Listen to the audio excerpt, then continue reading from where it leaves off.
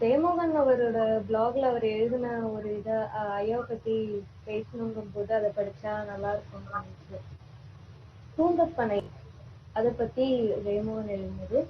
கூந்தப்பனை என்றால் கூந்தல் பனைதான். கூந்தல் போல ஓலைகளும் பூக்களும் பறந்து நிற்கும் பனை அது. பிற பெயர்கள் தாளிப்பனை, குடைப்பனை, விசிறிப்பனை. ஆங்கிலத்தில் கோரிபா, அம்ப்ரா, ஜூலிஃபெரா என்பார்கள். இணையத்தில் என்றால் எல்லா தகவல்களையும் பார்க்கலாம். குமரி மாவட்டத்தில் இதன் 4 வகைகள் உள்ளன. சில வகை 2 ஆள் உயரத்தை தாண்டாது, சில உயரமாக வளரும். சில பனைகள் பல தலைகளுடன் காணப்படும், சில மிக தாழ்வாக படர்ந்து கிடக்கும். இந்த பனையின் பெயர்களில் இதன் உபயோகம் உள்ளது. தாளம் என்றாலே பனை என்றுதான் பொருள்.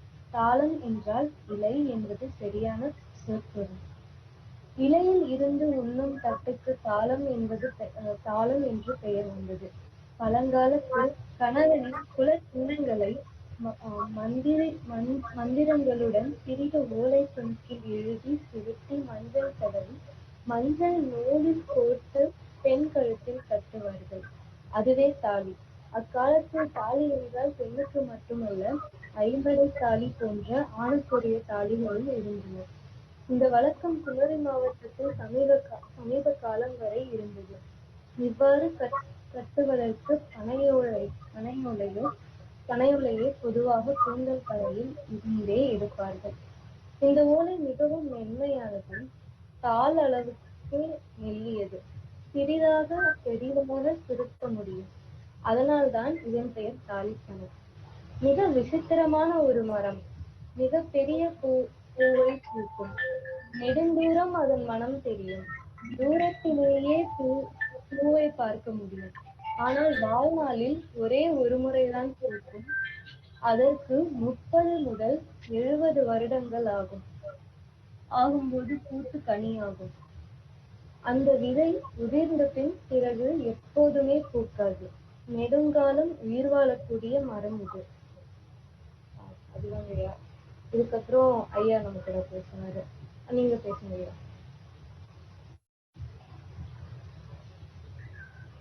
நண்பர்களே, குக்கு கான்வர்சேஷன் என்று சொல்லக்கூடிய குக்கு உரையாடல் மூலமாக இந்த நாளிலே உங்களோடு உரையாடுவதிலே மகிழ்ச்சி அடைகிறேன். குறிப்பாக நண்பர் ஸ்டாலின் பாலுசாமி அவர்கள் இந்த நாளின் நிகழ்ச்சிகளுக்காக என்னை அழைத்து இதற்கான ஒழுங்குகளை செய்தார்கள். அவருக்கு நன்றி தெரிவித்துக் கொள்கிறேன். சகோதரி மஞ்சரி இந்த நாளின் பொறுப்புகளை எடுத்து அனைத்து ஒழுங்குகளையும் செய்தார்கள். அவர்களுக்கு நன்றியை தெரிவித்துக் கொள்கிறேன். எப்பொழுதும் நான் அண்ணாந்து பார்க்கின்ற ஒரு பெரிய ஆளுமையாக இருக்கின்ற நண்பர் சிவராஜ் அவர்களுக்கும் எனது பணிவான நன்றிகளை இந்த வேளையிலே நான் தெரிவித்துக் கொள்கிறேன். நண்பர்களே, நான் கன்னியாகுமரி மாவட்டத்தை சார்ந்தவர். என்னுடைய பேர் காட்சன் சாமுவேல். திருச்சபையிலே போதராக நான் பணியாற்றுவதனாலே அருட்பணி என்று சொல்லக்கூடிய ஒரு அடைமொழி இதோடு இணைக்கப்பட்டிருக்கும். ஆகையினாலே காட்சன் சாமுவேல் என்று அழைப்பார்கள். எனது தந்தையும் ஒரு போதகர், ரெவரண்ட் சி சாமுவேல். அம்மா கிறிஸ்டி சாமுவேல் அவர்கள் ஒரு தலைமை ஆசிரியராக இருந்து ஓய்வு பெற்றிருக்கு. எனது அப்பா இப்பொழுது என்னோடு இல்லை.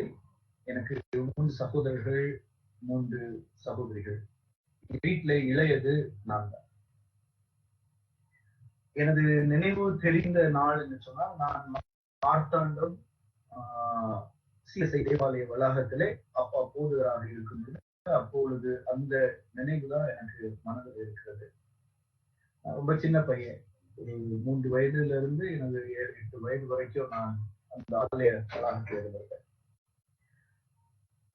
இந்த ஆலய வளாகத்துல நாங்கள் இருந்த அந்த ஆலய வளாகத்தை மிஷன் காம்பவுண்ட் என்று சொல்வார்கள். அந்த பணித்தள பகுதியிலே நாங்கள் தங்கியிருக்கும் போது எங்களுடைய வீடும் அப்பா ஒரு அசிஸ்டண்டாக இன்னொரு போதகர், இவங்க 2 பேர் வீட்டை தவிர ஒரு 100 ஏக்கர் இடம் இருக்கும். அந்த இடத்துல வேற எந்த வீடுகளும் கிடையாது. மீதி அனைத்துமே மிஷனுக்கான கல்லூரிகள், பள்ளிக்கூடங்கள்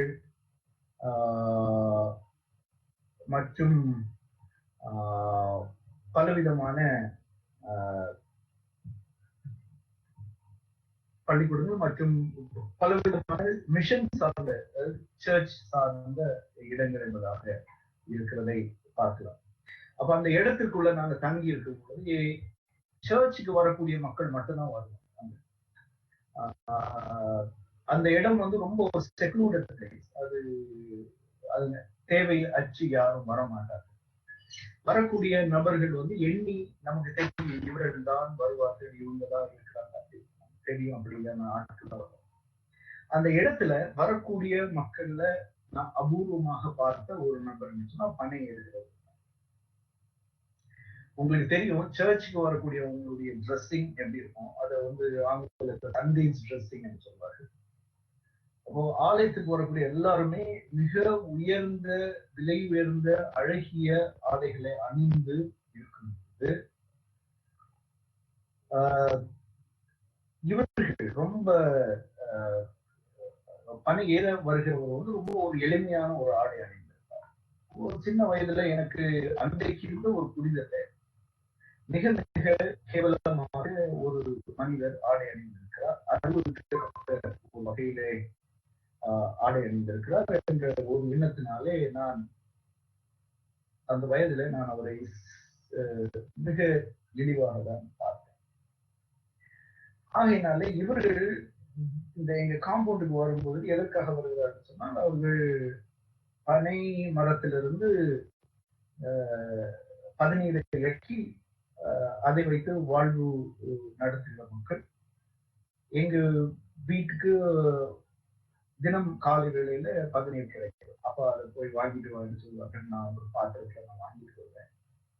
அந்த பாத்திரத்துல நமக்கு கிடைக்கின்ற பதநீர் வந்து காலையில பிரேக்ஃபாஸ்ட் குடிக்கிறதுக்கு, பிரேக்ஃபாஸ்ட்க்கு முன்னாடி கிடைக்கிற ஒரு நல்ல ட்ரிங்க், ரொம்ப நல்லா இருக்கும். ஆனா சின்ன வயதுல இவ்வளவு ஒரு அசிங்கமாக இருக்கக்கூடிய ஒரு மனிதர்கிட்ட இருந்து கிடைக்கக்கூடிய ஒரு ட்ரிங்க் எப்படி சுவையாக இருக்கும். அவர் எடுத்து தரக்கூடிய அந்த அழுக்கு பானை, அதுல இருக்கிற ஈச்சிகள், அதுல கிடைக்கிற தூசுகள், இவைகளெல்லாம் பார்க்கும் பொழுது உண்மையிலேயே அந்த பதநீர் மேல ஒரு பெரிய விருப்பம் இல்லாமல் இருந்தது. அப்ப சொல்லுவாங்க ரொம்ப ஆரோக்கியம் வந்து குடி என்று சொன்னால் பல காரியங்கள் இப்படி அதன் மேல ஒரு விருப்பு இல்லாதபடி ஆகி போனது எனக்கு. அதனால பனை ஏரிகளை பார்த்தால் இதுவாக பார்த்தது, பனை மரத்தை பார்த்தால் அதுக்கு மேல எந்த விதமான ஒரு கிரேஸ் கிடையாது, அதுக்கு ஒரு அழகு கிடையாது இப்படி என்று சொல்லக்கூடிய ஒரு எண்ணம் சின்ன வயதுல ரொம்ப ஆழமாக. எங்க வீட்டு பக்கம் மார்க்கத்துல பனை ஒரு பக்கம்னா தென்னையும் ஒரு பக்கம் இருக்கு. அந்த தென்னை மரத்தினுடைய அதன் தண்டை நீங்க தடவி பார்த்தீங்கன்னு சொன்னா ரொம்ப ஸ்மூதா இருக்கும். பனை தடவி பார்த்தோம்னு சொன்னா ரொம்ப ரஃபா. இந்த ஒரு சூழ்நிலையில தான் பனை மீது ஒரு இழி வருது. நிரந்தர கருப்பு, நமக்கு எல்லாம் கருப்புன்னா ரொம்ப மோசம் சொல்லி கொடுத்தாங்க. அதனால ஒரு பெரிய ஒரு மிஸ் அண்டர்ஸ்டாண்டிங் தான் அந்த மரத்தை குறித்து எப்போ அருகிலே இருந்த பிறகு. ஆனா ஒரு நாள் அந்த பனை ஏறி வந்து பதநீர் கொடுக்கிறது ரெகுலரான விஷயம். நுங்கு அவர் வந்து எனக்கு ப்ராசஸ் பண்ணி கொடுத்தாரு. நுங்கு கட் பண்ணி வெட்டி அதை குடிப்பதற்காக அவர் கொடுக்கிறார். நீங்க எல்லாம் பார்த்திருப்பீங்க, பனை ஏரிகள் வைத்திருக்கக்கூடிய கத்தி என்று சொல்வது வந்து நல்ல உருக்கு மாதிரி அடித்து அப்படிதான் அவர்களை ஷார்ப்பா இருக்கும். அப்ப அந்த கத்தியை வைத்து அவர்கள் அறுக்கும் பொழுது நான் பார்க்கிறேன், இவ்வளவு அழுக்கா கருன்னு ஒரு கத்தி இருக்கு. அதை வைத்து வெட்டினால் எப்படி அழுக்கா இருக்கும் அப்படின்னு நான் நினைக்கிறேன். ஆனா அவள் வெட்டி கொடுக்கக்கூடிய அந்த நுங்குல எந்த விதமான ஒரு அழுக்கோ, எந்த விதமான ஒரு தூசோ துரும்போ அதாவது அழகாக வெட்டி கொடுத்தார். அப்போ அவர்கள் வெட்டக்கூடிய அந்த தன்மையை எங்கள் வீட்டில் இருக்கக்கூடிய ஸ்டெயின்லெஸ் ஸ்டீல் கத்திகளோ இல்லாவிட்டால் எங்க வீட்டுல இருக்கக்கூடிய கத்திகளோ அது பக்கத்துல நடந்து. அப்ப எனக்கு புரியும், இவங்ககிட்ட ஒரு ஸ்கில் இருக்கு. இவங்க நாம நினைக்கிற அளவுக்கு அண்டர் எஸ்டிமேட் பண்ணக்கூடிய ஆட்கள் இல்லை என்பதை நான் கொஞ்சம் புரிந்து கொள்ள ஆரம்பித்தேன். அப்போ அந்த நாட்களில எங்க நாங்க டிரான்ஸ்ஃபர் வாங்குறோம். அப்பாவுக்கு அங்க இருந்து கோடியூர் என்று சொல்லக்கூடிய ஒரு சர்ச்ல டிரான்ஸ்ஃபர் ஆகுது. அங்க இருந்து மாட்டாக்கு ஒரு 10-12 கிலோமீட்டருக்குள்ளதா இருக்கு. இந்த பகுதியில அப்ப டிரான்ஸ்ஃபர் ஆகுது. அங்கேயும் பனை மரங்கள் இருக்கு, அங்க பனை ஏறவங்க இருக்கிறாங்க. அந்த சூழ்நிலையில தான் அந்த பகுதிக்கு போனவர்கள் நான் பொதுமக்கள் வாழக்கூடிய பகுதி எங்க வீட்டு பக்கம் ரொம்ப நெருங்கின ஒரு பகுதியில் வருகிறது. நான் கொஞ்சம் வயதுல கொஞ்சம் பெரிய ஆளாகுது. அதனால வீட்டை விட்டு வெளியே எட்டி பார்ப்பதற்கான ஒரு வாய்ப்பு கிடைக்கும். அப்படி கிடைக்கக்கூடிய ஒரு நேரத்துல எங்க வீட்டு பக்கம் பிள்ளைகள் வந்து நொங்குல வண்டி எல்லாம் சரி போகிறதை பார்க்கிறேன். ரொம்ப ஆச்சரியமா இருக்கு. இப்படி எல்லாம் செய்ய முடியுமா, இப்படி எல்லாம் இதுல இருக்கலாம் என்று சொல்லிட்டு ஒரு சின்ன ஒரு வெளிச்சம், அணை சார்ந்த ஒரு வெளிச்சம் என் மேல விழுகிறதை நான் பார்க்கிறேன். இந்த வெளிச்சத்தினாலதான் என்னால கொஞ்சம் புரிந்து கொள்ளுது. அதாவது ஒரு மரம் வந்து நம்ம இருக்கிற மாவட்டத்துல, நம்ம இருக்கிற ஊர் மட்டும் இல்ல, வேற நிறைய ஊர்கள்ல இதே மாதிரி மரம் இருக்கு, இதே மாதிரி மக்கள் வேலை செய்வதற்காக என்பதை புரிந்து கொள்கிறது. தொடர்ந்து நான் பார்த்துக்கிட்டே இருக்கும் பொழுது இந்த மரம் வந்து கன்னியாகுமரி மாவட்டம் மாத்திரம், நம்ம ஊர் மாத்திரம் இல்ல, இது வந்து நெல்லை, தூத்துக்குடி, அப்படியே ராமநாதபுரம், சேலம், அப்புறம் தமிழகத்தின் வட மாவட்டங்கள்ல இருக்கு அப்படிங்கிற ஒரு புரிதலுக்கு ரொம்ப லேட்டா தான் நான் வரேன். கொஞ்சம் நான் இருக்கிறேன். இதற்கு பிற்பாடு வந்து பல விதமாக பனை குறிச்சுள்ளது. அதாவது கடற்கரையில பனை செழிப்பு உள்ளது உண்மைதான். இது வந்து கடற்கரையில இருக்கும், ஆனா வயல்வெளிகள்ல இருக்கும், மலைப்பாங்கான பகுதியில இருக்கும், இருக்காதுன்னு நான் சொல்ல முடியாது. குறிப்பாக தமிழகத்திலே கூட 1800 மீட்டர் உயரம் வரைக்கும் இந்த மரம் வந்து தாராளமாக வளரக்கூடிய ஒரு சூழ்நிலையில இருக்கு. அப்போ முதல் புரிதல்ல உள்ள குறைபாடு என்னன்னு சொன்னால், ஒரு மனிதனுடைய உடையோ இல்லாவிட்டால் அது நம்ம வீட்டின் அருகில இருப்பதனாலே அது இழிவாக பார்க்கப்பட வேண்டியதோ ஒன்று அல்ல. இது வந்து ஒரு சிறந்த ஒரு மரம் அப்படிங்கிறது வந்து கொஞ்சம் கொஞ்சமாக என்னுடைய மனதுக்குள்ளே இந்த மரம் எப்படி வேர் உண்டுகிறது. நான் கிட்டத்தட்ட 12th படிக்கும் போதுதான் நான் ஒரு முக்கியமான ஒரு நிகழ்ச்சி, எல்லாரும் ஆட்டோகிராஃப் எழுதுவாங்க. ஆட்டோகிராஃப் நோட் புக் வாங்கி வச்சிருப்பாங்க.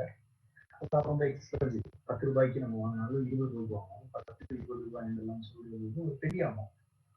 அந்த அமௌண்ட்டை என்னால சேர்க்க முடியல. இல்லாவிட்டால் நானே ஒரு நோட் செய்யலாம் என்று நான் பார்க்கும்போது என்னால அதை சரியாக செய்ய முடியவில்லை. பெற்றோரிடத்துல அந்த காலத்துல அப்படி காசு நான் வாங்கி வந்து எல்லாம் பார்த்து செய்ய வேண்டியவர்கள் ஒரு ஆட்டோகிராஃப்காக நண்பர்கிட்ட வாங்கக்கூடிய ஆட்டோகிராஃப்காக எல்லாம் ஒரு செலவு செய்யக்கூடிய ஒரு வகையிலும் முறையிலும் நாங்கள் இல்லை. நானே வந்து ஒரு பணியோலையில ஒரு ஆட்டோகிராஃப் செய்யக்கூடிய ஒரு சூழ்நிலைக்கு நான் வந்தேன். அதெல்லாம் ரொம்ப ஆக்சிடென்டலா நடந்த ஒரு விஷயம். அவைகள் வந்து எனக்கு இந்த படத்துல வந்து இவ்வளவு விஷயங்கள் இருக்கிறதா என்பதை எனக்கு கொடுக்க வேண்டும். ரொம்ப என்னை பற்றி சொல்லுவதனால ஒரு சின்ன ஒரு கதையை மாத்திரம் நான் சொல்லி உங்களுக்கு நான் இந்த பணி சார்ந்த உரையாடலுக்குள்ள நான் செல்லலாம் நினைத்தேன்.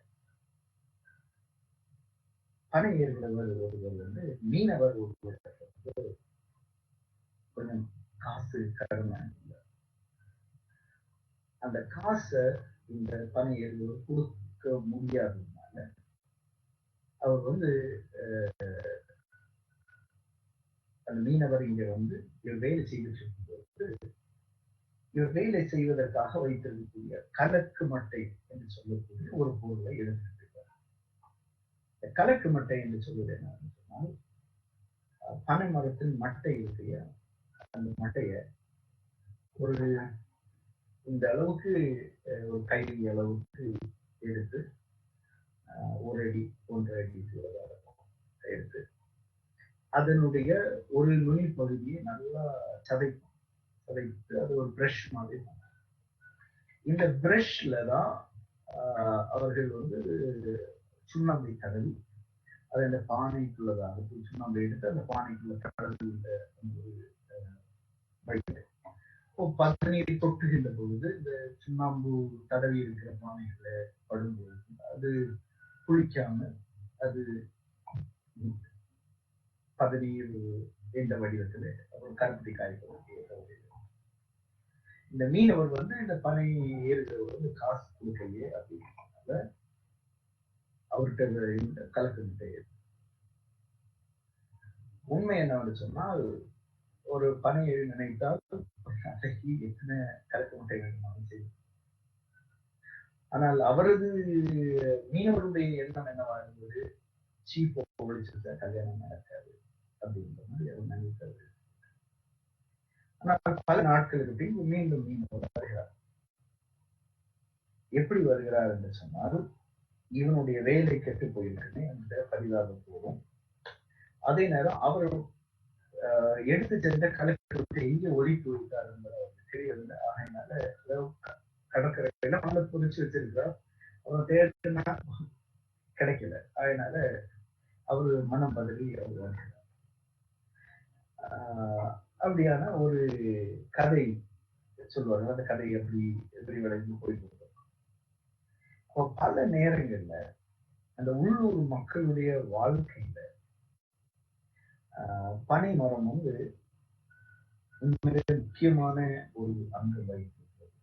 யோசித்து பாருங்க, இன்னைக்கு கிட்டத்தட்ட போல்ட கொண்டு போய் அடமானம் வைக்கிறது கூட அந்த கலக்கு மட்டை அன்னைக்கு ஒரு பயனுள்ள வகையில இருந்திருக்கிறது சொன்னால் உண்மையிலே நம்ம அதை யோசிக்க வேண்டிய ஒரு விஷயமா தான். நாங்க எல்லாருமே சர்ச் பேஸ்ல திருச்சபை சார்ந்து எங்க வாழ்க்கை இருக்கிறதுனால சர்ச் சார்ந்து நான் சொல்றேன். நீங்க பொதுவாக எல்லாரும் கேள்விப்பட்டிருக்கலாம், கிறிஸ்தவர்கள் குருத்தொலை ஞாயிறு என்று ஒரு நாளை கொண்டார்கள். அந்த குருத்தொலை ஞாயிறு என்று சொல்லும்போது இயேசுவானவர் அவர் பெத்தானி என்று சொல்லக்கூடிய ஒரு இடத்துல இருந்து எருசலேம் நோக்கி அவர் பயணம் செய்கிறார். பெத்தானியிலிருந்து அவரை தொடர்ந்து அநேகர் போகிறார்கள். அவர் கையில குருத்தொலைகள் பிடித்திருக்கிறார்கள். அந்த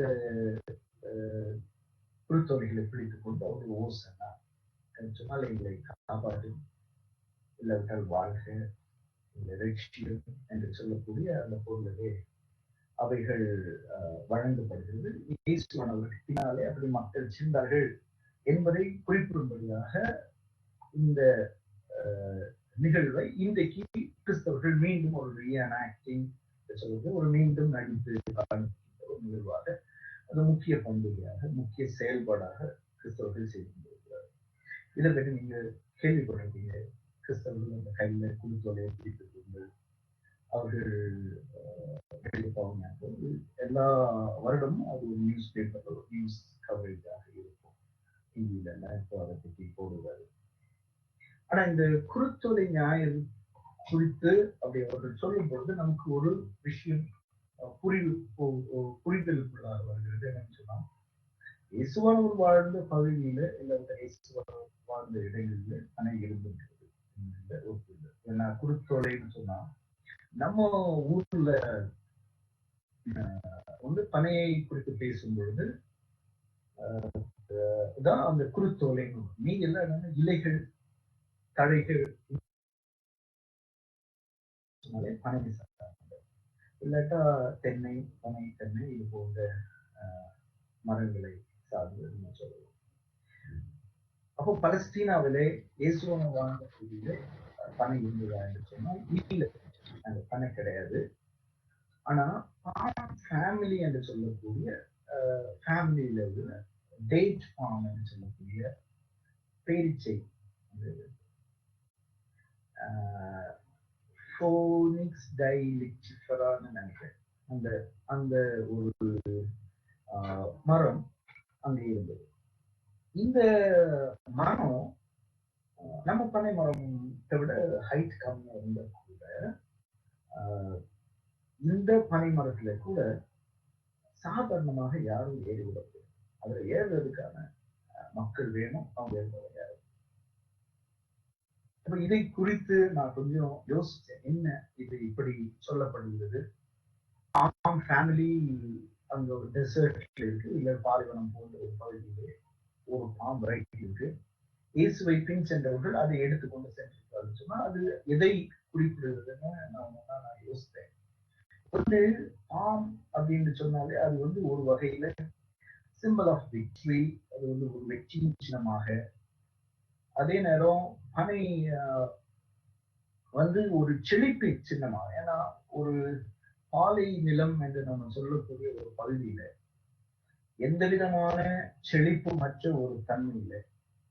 இந்த ஒரு மரம் தான் வளரும் அப்படி என்று சொன்னால் அவர்கள் அதை எவ்வளவு முக்கியத்துவம் வாய்ந்ததாக எண்ணி கருதி அவர்கள் அதை தங்கள் நெஞ்சோடு அணைத்திருப்பார்கள் என்பதை நம்மால் புரிந்து கொள்ள முடிகிறது.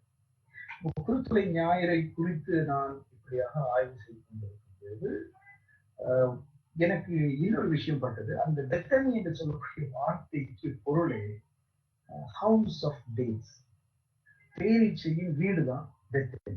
பெத் என்று சொல்லக்கூடிய எபிரேய வார்த்தைக்கு வீடு என்றுதான் அர்த்தம்.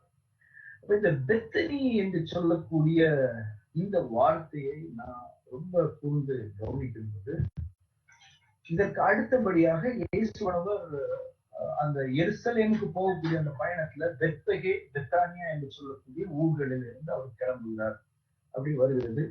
பெத்பகே என்று சொன்னால் அது இன்னும் ஒரு பொருளை கொடுக்கக்கூடியதாக இருக்கிறது. அதாவது அத்தி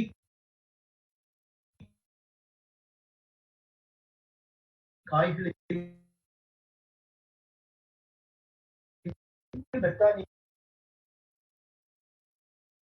எல்லாமே ஒரு விவசாயம் சார்ந்த ஒரு இடமாக இருக்கிறது. இங்கே வாழ்ந்த மக்கள் ஒரு சில விவசாய தொழில்களை செய்திருக்கிறார்கள். இயேசுவனுடைய வாழ்வை நீங்கள் பார்க்கும் பொழுது அந்த குருத்துளை ஞாயிறு நேரத்தில் அவர்கள் கழுதையிலே ஏன் செல்கிறார் என்பதை குறித்து நாம் திருமண வாசித்தம் பொதுவாக எல்லாமே கேள்விப்பட்டு, அந்த கழுதையில அவர் ஏறி செல்லக்கூடிய ஒரு இடம் எங்க வரும்னா, இயேசுவானவர் தமது சீஷர்களுக்கு சொல்கிறார், உங்களுக்கு எதிரே இருக்கக்கூடிய ஒரு கிராமத்துக்கு போங்கள், அங்கே ஒருவனும் ஒரு காலம் கட்டுகிறாத கழுதை குட்டி கட்டியிருக்க காண்பீர்கள் என்று அவர் சொல்லுவதை பார்த்தோம். இந்த 4 வார்த்தைகளையும் நீங்க சேர்த்து வைத்து பார்த்தால் பெத்பகே, பெத்தானி, ஒலிவமலை மற்றும் அங்க இருக்கக்கூடிய உங்களுக்கு எதிரே இருக்க கிராமத்திலே கழுதையை கொண்டு வரணும்னு சொல்லி இந்த 4 விஷயங்களை சேர்த்து பார்க்கும்போது ஒலிவ தோப்புகள் நிறைந்த ஒரு மலை, அத்தி பழங்கள், அத்தி காய்கள் நிறைந்த ஒரு பகுதி, அப்புறம் பனை சார்ந்த பேச்சை சார்ந்த ஒரு தொழில். இந்த தொழில்கள் இருக்கின்ற இடத்திலே அவர்களுக்கான ஒரு டிரான்ஸ்போர்ட் ஆனதுதான் இந்த கழுதைகள் இருக்கு. அப்ப இந்த இந்த இந்த பகுதிகள் எல்லாமே எருசலேமுக்கு பக்கத்தில் இருக்கக்கூடிய ஒரு அவுட்ஸ்கர்ட்ஸ் ஆஃப் த சிட்டி என்று சொல்லக்கூடிய ஒரு பகுதி. இந்த பகுதியில இருக்கக்கூடிய மக்களுக்கு அன்றைக்கு பல பிரச்சனைகள் இருந்தது. இன்றைக்கு எப்படி நமக்கு வரி நிமித்தமாக நிறைய பிரச்சனைகள் இருக்கு, அது போல அநேக பிரச்சனைகள் இருக்கிறது. இயேசுவானவர் ஆயக்காரன் என்று சொல்லக்கூடிய சகையுவை சந்திக்கக்கூடிய ஒரு நிகழ்ச்சியும் திருமறையில வருது. அவன் எரிகோவில இருக்கலாம். எரிகோ என்று சொன்னால் சிட்டி ஆஃப் பாம்ஸ். அங்கே உள்ள ஒரு ஆயக்காரனை எதற்கு சந்திக்க வேண்டும்? அவனோடு இவைகளை குறித்து விவாதிக்கலாம். எவ்விதமாக வரிகள் மூலமாக நாட்டின் மிக எளிய மக்கள் எவ்விதமாக கஷ்டங்களை சந்திக்கிறார்கள், இவைகளெல்லாம் புரிந்து கொள்ளலாம் என்பதற்காக அந்த குருத்தோலை ஞாயிறு என்பது வந்து வெறும் ஒரு அலங்காரத்திற்காக குருத்தோலைகளை எடுத்துக்கொண்டு செல்லுகின்ற ஒரு நாளாக அல்லாமல், எப்படி கடவுள் இயேசுவானவர் அந்த இடத்திலே மக்களுடைய பிரச்சனைகளை அறிந்து உணர்ந்து அவர்களோடு அவர் பயணித்தார் என்பதை பிற்பாடுதான் எனக்கு விளங்கி கொள்ளும். அப்ப இதை எப்படி நம்முடைய கான்டெக்ட்ல, நம்முடைய சூழல்ல நம்ம இதை எப்படி புரிந்து கொள்வது என்றால், திருச்சபை சார்ந்து அநேக மக்கள் பனை ஏறி கொண்டிருந்தார். கன்னியாகுமரி மாவட்டத்தை பொறுத்த வரைக்கும் 10ல ஒரு வீட்டுல ஒருவர் 10 வீடுகளுக்கு ஒரு வீட்டு நபர் வந்து பனை ஏறுகிறோம். சில ஊர்களுக்கெல்லாம் நான் போனா இங்க ஒரு 150 பனை ஏறி இருந்தாங்க. ஒரு வீட்டுல 4 பனை ஏறி உண்டு என்பதெல்லாம் சொல்லுவாரு. அதனால இன்றைக்கும் நீங்க கன்னியாகுமரி மாவட்டம் வந்து சொன்னால் என்று சொல்லக்கூடிய புனித வெள்ளி அன்று அநேக திருச்சபைகள் இன்றைக்கும் பனை ஓலை பட்டைகளிலே கஞ்சி கொடுக்கின்ற ஒரு வழக்கம் இருக்கிறதை பார்க்கிறோம். இது திருநெல்வேலி பகுதிகளில் எல்லாம் நீங்க போனீங்கன்னு சொன்னால் சில ஆலயங்கள்ல இப்பொழுதும் பதநீர் வழங்குவார்கள். அதாவது குருத்தோலை ஞாயிறு அன்று மக்கள் பவனி சென்று வரும்போது பதநீரை பனையேறிகள் இலவசமாக வழங்குகின்ற ஒரு வழக்கம். என்னுடைய சிறு வயதுல எனக்கு ஞாபகம் இருக்கிறது, ஆலயத்திலே கருப்பட்டியை காணிக்கையாகவும் வைப்பார்கள். நெல் காணிக்கை இப்படி எல்லாம் பல காணிக்கைகள்லாம் உண்டு. ஆனா கருப்பட்டி காணிக்கை இன்னைக்கு எந்த சர்ச்லயும் இருக்காது. ஏன்னா அந்த ஒரு தொழிலே அடிபட்டு போய்விட்டது என்பதை நம்ம பார்க்கிறோம். இப்ப நான் யோசிக்கிறேன், ஒரு சர்ச் இவ்வளவு தூரம் பனை சார்ந்து வாழ்ந்த வாழ்வு இன்னைக்கு கன்னியாகுமரி டிஸ்ட்ரிக்ட்ல 100 ஆண்டுகள் கடந்த திருச்சபைகள் எல்லாம் அவரது அந்த வரலாற்றை வாசிக்கும் போது சொல்லுவாங்க, இந்த ஆலயம் கட்டும்போது ஒரு ஓலை கூரையால் வேயப்பட்டது. இன்னைக்கு கன்னியாகுமரி மாவட்டத்துல ஓடுகள் உள்ள சர்ச்சஸ் கூட இல்லை. அந்த அளவுக்கு எல்லாமே கான்கிரீட் மயமாகி ஒரு வித்தியாசமான இயற்கையை விட்டு ஒரு தூர போன ஒரு சூழ்நிலை. இப்படிப்பட்டவர்களுக்கு போதகர்களாகிய நாங்கள் என்ன செய்ய வேண்டும் சொன்னா, இவர்களுக்காக வந்தர வேண்டும், இவர்கள் வாழ்வு சீரடைய வேண்டும் என்பதற்காக இவர்களுக்காக பிரார்த்திக்க வேண்டும். இப்படியெல்லாம் இதெல்லாம் எங்கள் மேல் விழுந்த கடமை. ஆனால் என்னுடைய சிறு வயது தொடங்கி நான் எந்த போதகரும் பணி ஏரிகளுக்காக மன்றாடி நான் பார்க்கிறேன். அப்ப இதுல ஒரு மிகப்பெரிய பிழை எங்கள் மேலே, போதகர்கள் ஆகிய எங்கள் மேலே இருக்கிறத நான் உணர்ந்துட்டேன்.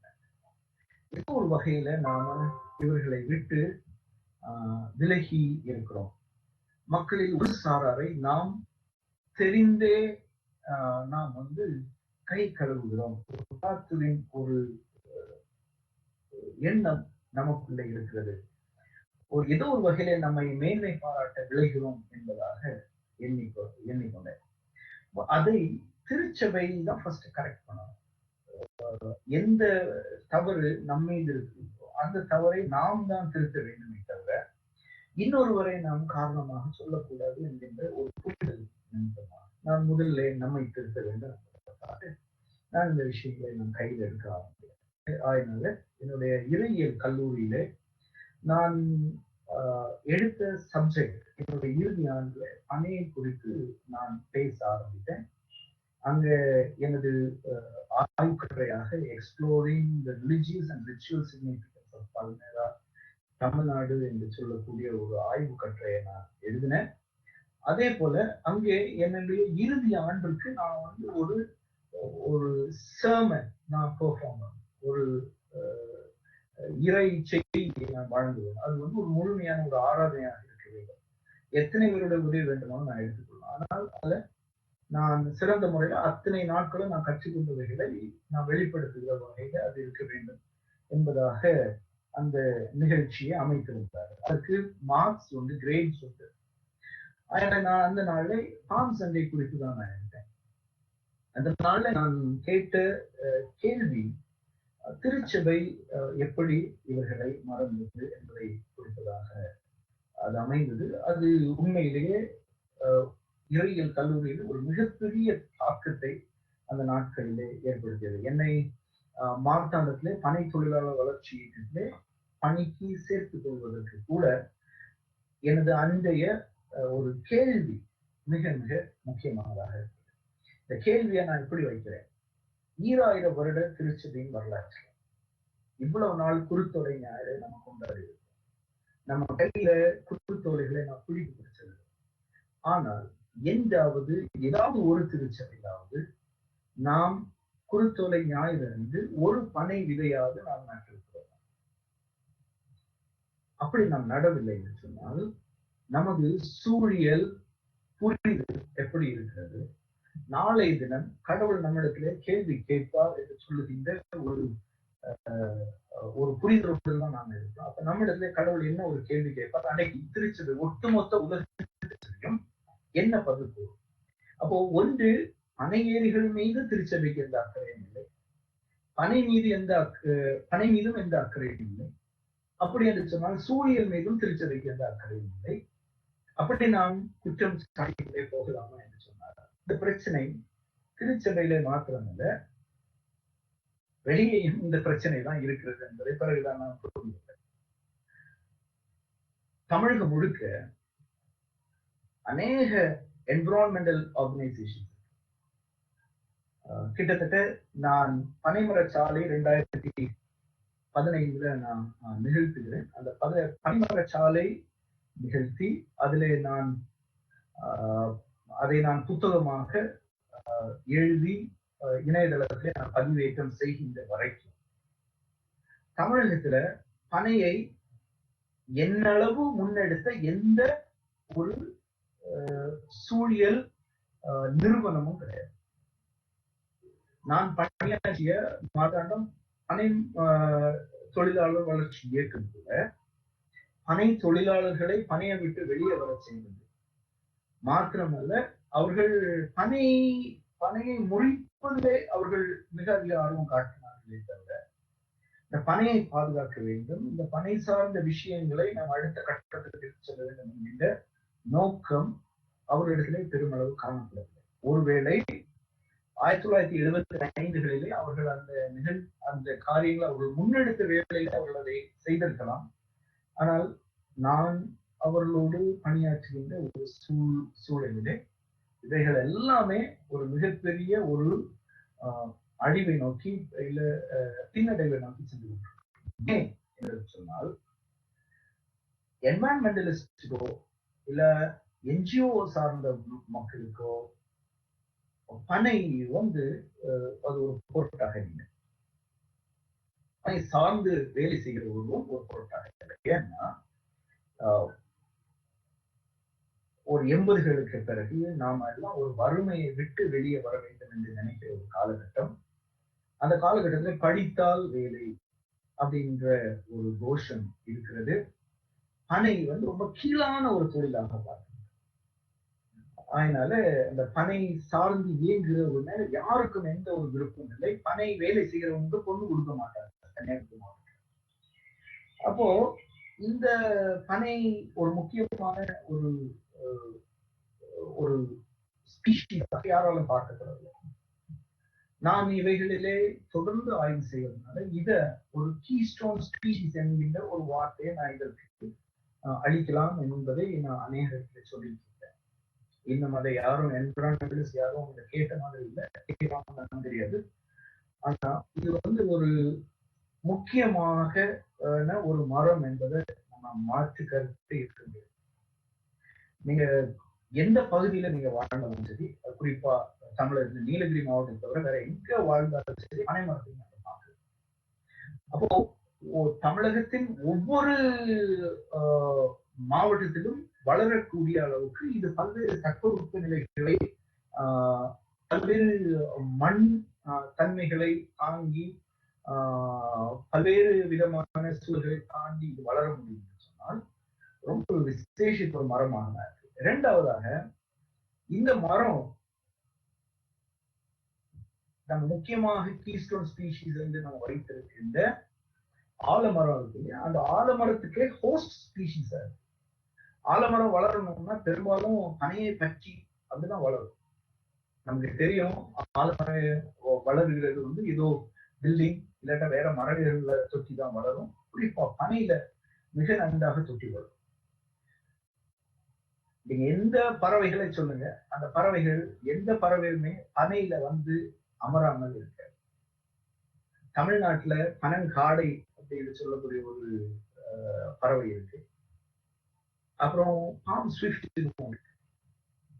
இவைகள் எல்லாமே வந்து பனை எப்படி நீக்க மர அது இந்த பகுதியில் உள்ள ஒரு மரம் எத்தனையோ மிருகங்களுக்கு பறவைகளுக்கு வாழ்வளிக்கக்கூடிய ஒன்றாக இருக்கிறது என்பதை நமக்கு தெளிவாக காட்டுகிறது. குறிப்பா உங்களுக்கு இந்த கதைகள் எல்லாம் செய்யணும் இல்லையா?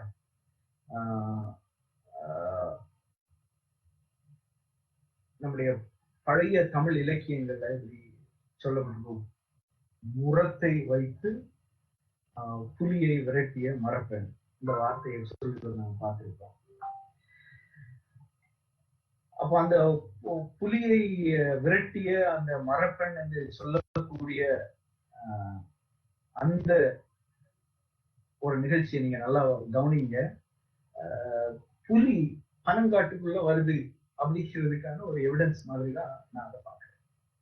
பனங்காட்டு நரி சலசலத்துக்கு அஞ்சாது, இது ஒரு பழம். யோசித்து பாருங்க, இந்த நரி பல நேரங்கள் அந்த பரோஸ் சொல்லக்கூடிய அந்த சின்ன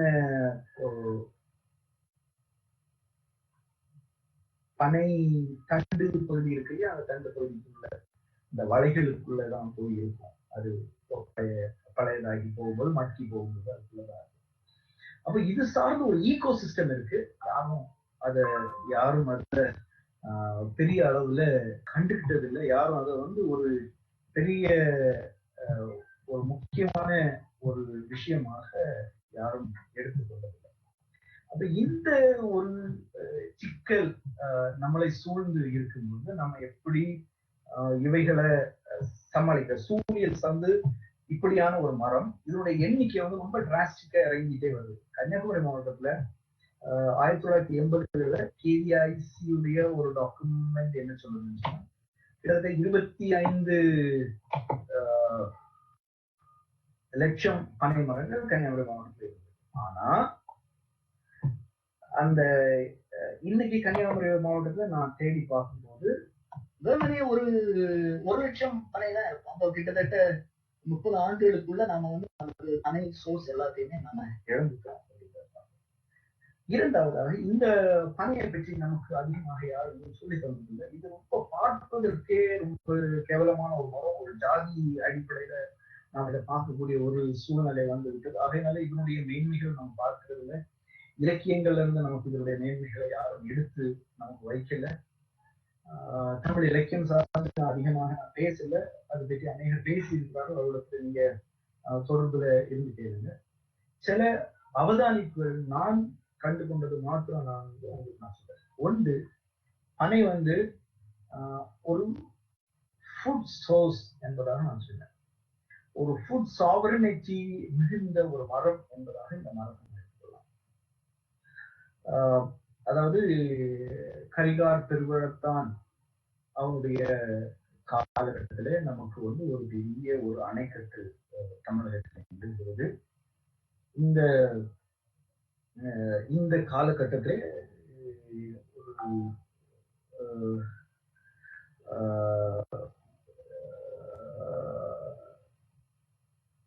இந்த காலகட்டத்திலே நாம ஒரு அதாவது பயிர்கள் சார்ந்து நம்முடைய வளர்ச்சி மிக அதிகமாக கொண்டிருக்கிறது. அநேக பயிர்களை நாம போடுறோம். அதற்கு டேம் என்று சொல்லக்கூடிய நீர்த்தேக்கங்கள் பெரிய அளவில் உதவிகளாக. ஆனா அதுக்கு முன்பதாக இல்லாவிட்டால் அதை தொடர்ந்து பனை வந்து ஒரு முக்கியமான ஒரு வாழ்வாதாரமாக இருந்தது. நான் சொல்றேன், உலகத்துல பனைக்கு இணையாக வேறு உணவு தரக்கூடிய வேறு மரங்கள் கிடையவே கிடையாது. எங்கேயும் கிடையாது, எப்பவும் கிடையாது, இனியும் கண்டுபிடிக்க முடியுமா என்பதை என்னால சொல்ல முடியாது. காரணம் என்ன, உங்களுக்கு பனையில முதலாவது எது பாழை என்று சொல்லுவாங்க. அந்த பூங்கொத்து, அந்த பூங்கொத்து வரும்பொழுதே ஆஹ் என்ன ஆகிறது என்று சொன்னால் ஆஹ் அந்த பூங்கொத்தை நாம் கீறி அதை பதப்படுத்தி அதுல இருந்து 15ஆம் நாளை எடுத்துக்கொள்ள முடியும். அது போலதான் அந்த பூங்கொத்து கிட்டத்தட்ட ஒரு 6 மாதம் வரும். உங்களுக்கு தெரியும், பனையர்கள் எல்லாத்தையும் நீங்க கேட்க முடியும். அவர்கள் சொல்வார்கள் பாலை வந்து கொண்டாட்டம். ஒரு 6 மாத காலகட்டத்துக்கு இந்த பாலை, அதாவது கொஞ்சம் கொஞ்சமா ஒரு 3 மாதம் உங்களுக்கு ஒரு பாலைய ப்ராசஸ் பண்றதுக்கான ஒரு டைம் இருக்கும். ஆனா அது கிட்டத்தட்ட அந்த சீசன் வந்து ஸ்ட்ரெச்சபிள். ஒரு 6 மாதம், ஒரு 9 மாதங்கள் எல்லாம் கூட குமரி மாவட்டத்தில் அநேகர் 17 இறக்கி இருக்கிற செய்தியில நான் கேள்விப்பட்டேன். ஆனா இந்த 3 மாதம் உங்களுக்கு கிடைக்கக்கூடிய இந்த உணவு 3 மாதம் அது வந்து ஒரு ரொம்ப ஒரு நல்ல பீரியடா இருக்கும். தாராளமாக உங்களுக்கு 17 கிடைக்கும், தாராளமாக உண்ணும். குமரி மாவட்டத்தில் நவம்பர் டிசம்பர் ஜான்வரி இந்த பீரியட், டிசம்பர் ஜான்வரி இதெல்லாம் வந்து ஹை பீக் டைம்.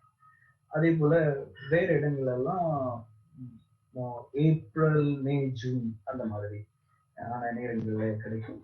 அந்த சூழ்நிலை இருக்கு. அப்போ 17 வந்து உங்களுக்கு ஒரு 3 மாதத்துல இருந்து 6 மாதம்.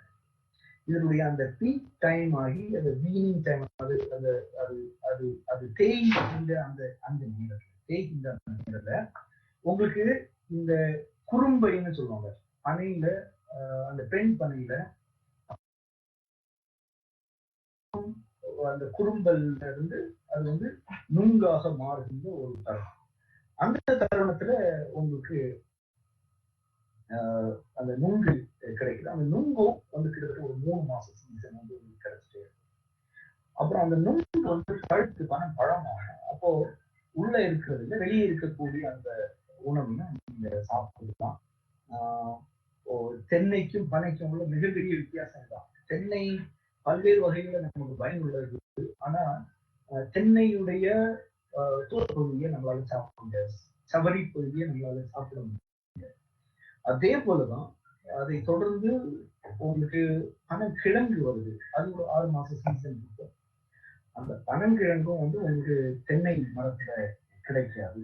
இது ஒரு உண்மை. அப்போ உங்களுக்கு வருடம் முழுக்க உணவை கொடுத்து கொண்டிருக்கக்கூடியதுன்னு சொல்லி இந்த மரம் வந்து ஒரு பேலியோலித்திக் ஏஜ்ல இருந்து மனிதர்களோடு பெரிய உறவுகளை இருக்கக்கூடிய ஒரு மரமாக இருக்கும் என்பதை நான் பார்க்கிறேன். பனை மரம் சார்ந்த மொழி அப்படின்னு நீங்க பாத்தீங்கன்னா, பனை வந்து தமிழ்நாட்டுல வந்து ஒரு முக்கியமான ஒரு மொழியை கட்டமைத்திருக்கின்ற ஒரு மரம் என்று நான் நினைக்கிறேன். நிறைய காரியங்களை சொல்ல முடியும். கிட்டத்தட்ட 1000க்கும் மேற்பட்ட சொற்கள், பனை சார்ந்த சொற்களை பணியோடு நாம் இணைத்து நாம் ஒரே ஒரு காரியம் சொல்றேன். நம்ம வரிசைப்படுத்துவோம். இதை வந்து நம்ம எப்படி சொல்லணும், பட்டியல் என்று சொல்றோம்.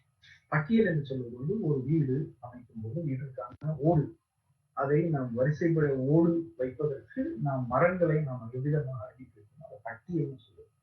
அப்போ அந்த பட்டியலுங்கிற வார்த்தையே வந்து பனை சார்ந்து நம்ம கிடைத்திருக்கக்கூடிய ஒரு வார்த்தை தான் என்பதை நான் பார்க்கிறோம்.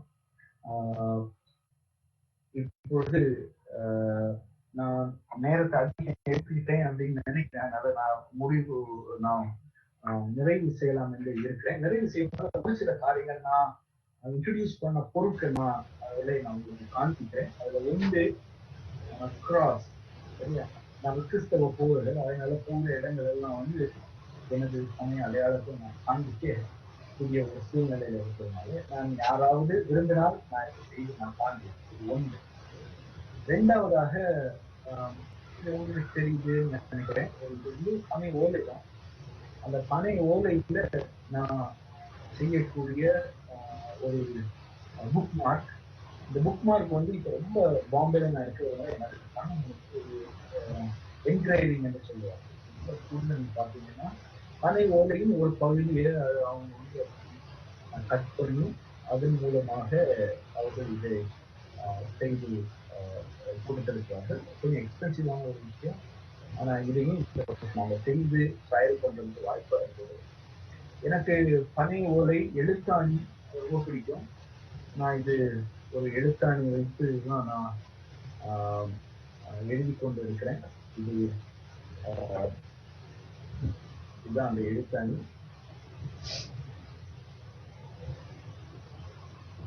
சர்ச்ல ஒரு பாஸ்டர் எப்படி இதை கொண்டு போகலாம் அப்படிங்கிறதுக்கான பல கேள்விகள் எனக்கு உண்டு. இந்த முறை வந்து நாங்க ஃபார்ம்ஸ், நாங்க பனை ஓலையிலே செய்த உண்டியல், இந்த உண்டியல் நாங்க சர்ச்ல கொடுத்தோம். குறிப்பா இது வந்து குட் ஃப்ரைடே அன்னைக்கு சர்ச்ல கொண்டு வந்து வைக்கணும். எங்களால வைக்க முடியல, அதனால செய்ய முடியல. இது வந்து காணிக்கை எடுக்கிறதுக்கான பெட்டி. இந்த பெட்டியை நீங்க பாத்தீங்கன்னா இந்த இந்த அட்டாச்மெண்ட் வந்து கிடையாது. இந்த அட்டாச்மெண்ட் இதுல கிடையாது. இந்த அட்டாச்மெண்ட் இல்லாம வெறும் இந்த பெட்டி நீங்க பாத்தீங்கன்னா இதுல 3 முக்கு இருக்கும். அதனால இதுக்கு 3 முக்கு பெட்டி சொல்லுவாங்க. இது அதே நேரம் நாம கட்டி பெட்டி அப்படின்னு சொல்லுவாங்க. மாவட்டத்தில் ஐயாவளி என்று சொல்லக்கூடிய ஒரு செக்ட் உண்டு. அந்த செக்ட் வந்து நாமத்தை போட்டிருக்கிறது. எப்படி ஒரு நாமம் போடுவாங்க, அந்த நாமம் போடுறதுக்கு வைக்கக்கூடிய பெட்டி, அந்த நாம பெட்டி 3 முக்கு பெட்டின்னு சொல்லியிருக்காங்க. அதை நான் பார்க்கும்போது எனக்கு இதை நம்ம கொஞ்சம் ஆல்டர் பண்ணா சர்ச்ல ஒரு ஆஃபரிங் எடுக்கிறதுக்கான ஒரு இதாக பண்ண முடியும் என்று நினைத்து அப்படின்னு ஒரு டிசைன் இது நீங்க பார்த்தீங்கன்னு சொன்னா இது வந்து முரம் தான். இது முரத்துல இன்னொரு வகை வட்டச்சுளவு அப்படின்னு கன்னியாகுமரி அந்த முரத்தை வந்து சுழவு கன்னியாகுமரி சொல்லுவாங்க. இந்த வட்டச்சுளவையும் இந்த காணிக்கையை எடுக்கும்போது அதற்கான ஒரு தட்டாக அப்படி பயன்படுத்தி இருப்பாங்க. அதாவது இதுக்கு வந்து ஒரு வானமே எல்லை அப்படின்னு சொல்றதுதான் நமது திங்கிங் எவ்வளவு இருக்கோ, எவ்வளவு போகுதோ அவ்வளவு பண்ணணும். இப்போ இதை பாத்தீங்கன்னு சொன்னா இது வந்து ஒரு வகையில பனை சார்ந்த ஒரு பொருள் தான். ஆனா இது பனை சாராத மக்கள் பயன்படுத்துவது ஒரு பொருள். இத பரின்னு சொல்லுவாங்க. இந்த பரி வந்து ராமநாதபுரம் மாவட்டத்துல இல்லாட்டா பாண்டிச்சேரியில நான் வாங்கினேன். மீன்கள் வந்து இதுக்கு உள்ள போட்டாச்சுன்னா மீன்கள் வந்து வெளிக்குள்ளவே இருக்கு. அந்த டிசைனை பாருங்க, எவ்வளவு யோசித்து எத்தனை விதமான மக்களுடைய வாழ்க்கையில இது வந்து பயனுள்ளதா இருந்தது. இது பாருங்க வெத்திலை பெட்டி.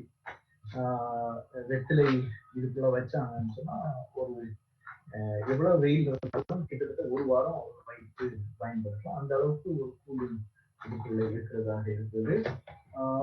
இதை நீங்க பாத்தீங்கன்னா இது வந்து ஒரு வகையான நார் பெட்டி. நார் பெட்டியில கன்னியாகுமரி மாவட்டத்துல இருந்து நீங்க சென்னை வரை நீங்க போனீங்கன்னா பல்வேறு வகையான நார் பெட்டிகள் எந்தெந்த ஊர் மக்கள் இருக்காங்களோ அதை பொறுத்து அவருடைய இந்த இதனுடைய தடிமன், இந்த தடிமன் வந்து எவ்வளவு, அதனுடைய நேர்த்தி, இவைகள் எல்லாத்துலயும் பல விதமான காரணங்கள் இருப்பாங்க. இதுல வந்து கலர்ஸ் இதுல பாத்தீங்கன்னா இந்த பக்கம் வந்து பட்டையாக இருக்குது. கன்னியாகுமரி மாவட்டத்தில் இந்த பட்டை இருக்கிறது இல்ல, நேரம் அப்படி எல்லாம் இருக்கிறத நம்ம பார்க்கிறோம். இது பாருங்க கலர்டு ஒரு பனை. நான் எங்க போனாலும் என்னுடைய அந்த ஃபேன் உங்களுக்கு தெரியும். விசிறி, இந்த விசிறியில நிறைய வெரைட்டி இருக்கு. ஒவ்வொரு ஊருக்கு ஒரு வெரைட்டி வச்சிருக்காங்க. எனக்கு இப்ப இருக்கக்கூடிய ஒரு விசிறி இது ஒன்றுதான். ஒரே ஒரு பொருளை மாதிரி நான் சொல்லி நான் முடிக்கிறேன். இது வந்து ஒரு இன்வென்ஷன், பெரிய இன்வென்ஷன் எல்லாம் ஒன்றும் கிடையாது. நான் எடுத்து செல்லக்கூடிய ஒரு பைபிள் பேக். இதுதான் என்னுடைய பைபிள். இந்த பைபிளை நான் உள்ள வச்சிருக்கிறேன். இந்த பைபிள் பேக எனக்கு டிசைன் பண்ணது சங்க கணேசன் பையன், பணி எழுதுகிற ஒரு பையன் தான். இந்த கயிறு வந்து ஆப்பிரிக்கால இருந்து எனக்கு கிடைச்ச ஒரு கயிறு. ஒரு நண்பர் எனக்கு இந்த கயிறு அனுப்பியிருந்தாரு. அதனால இவைகளை நான் இணைத்து நான் இந்த பேக் நான் செய்திருக்கேன். இது ரொம்ப பியூட்டிஃபுல்லா இருக்கு. சர்ச்ல நான் எப்பவுமே இந்த பேக்கோட தான் நான் நிற்பேன். இது வேற எங்கேயும் ஹவுஸ் விசிட் போனாலும் இந்த பேக் நான் வச்சிருக்கேன். என்னன்னா இந்த பொருட்களை நான் பயன்படுத்துவது மட்டும்தான் என்னை மறக்கிறேன் வழி இல்லை என்று சொன்னால், இந்த மரம் வந்து பல தலைமுறைகளாக நமக்கு உதவி செய்த இந்த மரம் நமது சூழலை விட்டு காணாமல் போகும்போது என்ன பிரச்சனைகள் பின்னால் அவர்களுக்கு தெரியும். உண்மையிலேயே நமக்கு இதெல்லாம் சொல்லி தருவதற்கு யாருமே கிடையாது. யாரும் இதை ரொம்ப சீரியஸா எடுக்கல. அதனால நமக்கு முன்னால என்ன பிரச்சனை இருக்குன்னே நமக்கு தெரியாது. ஆனா அந்த பிரச்சனைக்கு எந்த வகையிலும் நம்ம கேட்கிறாங்க, நம்ம கவனிக்காம நம்ம ஆஹ், பல நேரங்களில் ஒதுங்கி போவதனால ஒரு மிகப்பெரிய ஒரு ஒரு பிரச்சனையை நாம் இன்னும் கூட சட்டையே செய்யாம நம்ம துணிஞ்சு நம்ம வேற ஏதோ ஒரு இடத்துக்கு நம்ம போயிட்டு இருக்கோம். இவைகளை மாற்றி நாம் நமது வழியை சீர்படுத்த வேண்டும். இந்த கோரிக்கையோடு நான் நிறைவு செய்கிறேன். எனக்கு பின்னால் இருக்கக்கூடியது வந்து பாயமுறை பாய். இந்த பாய கன்னியாகுமரி மாவட்டத்தில் அந்த செய்தி கொடுத்தாங்க. அந்த பாய்களுக்குள்ள இருக்கக்கூடிய வேலைகள் வேலைப்பாடுகள் அதிகம். நமக்கு அதை பார்த்தா தெரியாது. ரொம்ப எளிமையான ஒரு பொருள் மாதிரி இருக்கும். பாய்மர கப்பல் இந்த வார்த்தை தான் என்ன வந்து பனைக்கு பின்னால ஓட முக்கியமான வார்த்தை.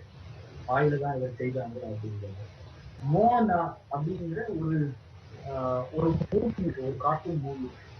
அதுல நீங்க பார்க்கக்கூடிய அந்த பாய்மர கப்பல் எல்லாமே உண்மையிலேயே பாய் கொண்டு ஒன்றையெல்லாம் அவங்க செய்திருப்பது அந்த கார்ட்டூன் இருக்கும். பாருங்க. இந்த வாய்ப்பிற்கு நான் மீண்டும் ஐயா ஆ. ஐயா சில கேள்விகள் இருக்கு, நண்பர்கள் கேட்ட கேள்விகள், அது கேட்கலாம் இல்லையா? ஒருத்தர் கேட்டிருக்காரு, ஒரு பனை ஏரியின் வாழ்வு குறித்து உங்கள் அனுபவத்தை உங்களுக்கு சொல்லுங்கள் அப்படின்னு கேட்டிருக்காரு.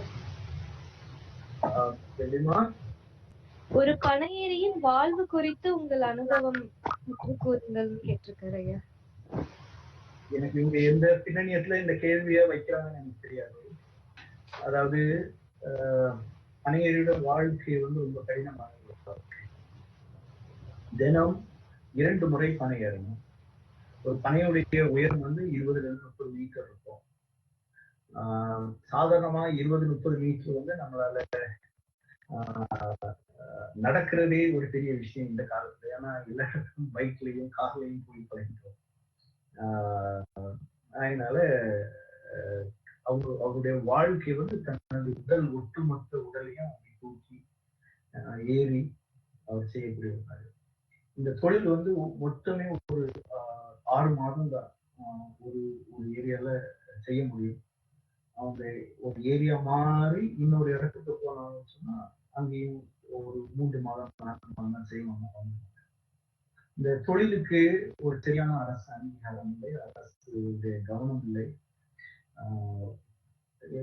ஒரு வகையில பனை தொழில எல்லாரும் சேர்ந்துதான் எடுத்தாங்களா என்னன்னு சொல்ல தோணல எனக்கு. சரி, அந்த விஷயம் பனை ஏரியுடைய வாழ்க்கை வந்து கடினமான வாழ்க்கை. எங்க ஊர்ல அதுக்கு இணையாக ஒரு வார்த்தையை சொல்லுவாங்க. கடலுக்கு போறவங்களோ பனை ஏற போறவங்களும் 2 பேரும் வீட்டுக்கு திரும்பி வருவார்களா என்பது குறித்து உறுதி கிடையாது. அந்த அளவுக்கு ஒரு கடினமான ஒரு வேலை. வேலையில பனை ஏரியுடைய மனைவி குழந்தைகள் எல்லாரும் ஈடுபட்டால் மட்டுமே அந்த வேலை சிறப்பான செய்ய முடியும் அப்படிங்கிறது. அதுதான் அவருடைய வாழ்க்கை. ரொம்ப கடினமான வாழ்க்கை.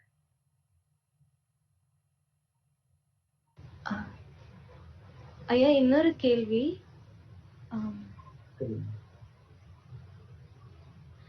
நம் நாடு தாண்டி வேறு எந்த நாட்டினர் இவ்வளவு நெருக்கமான பனை மரத்துடன் உறவு கொண்டுள்ளனர் அப்படின்னு கேட்டிருக்காங்க ஐயா.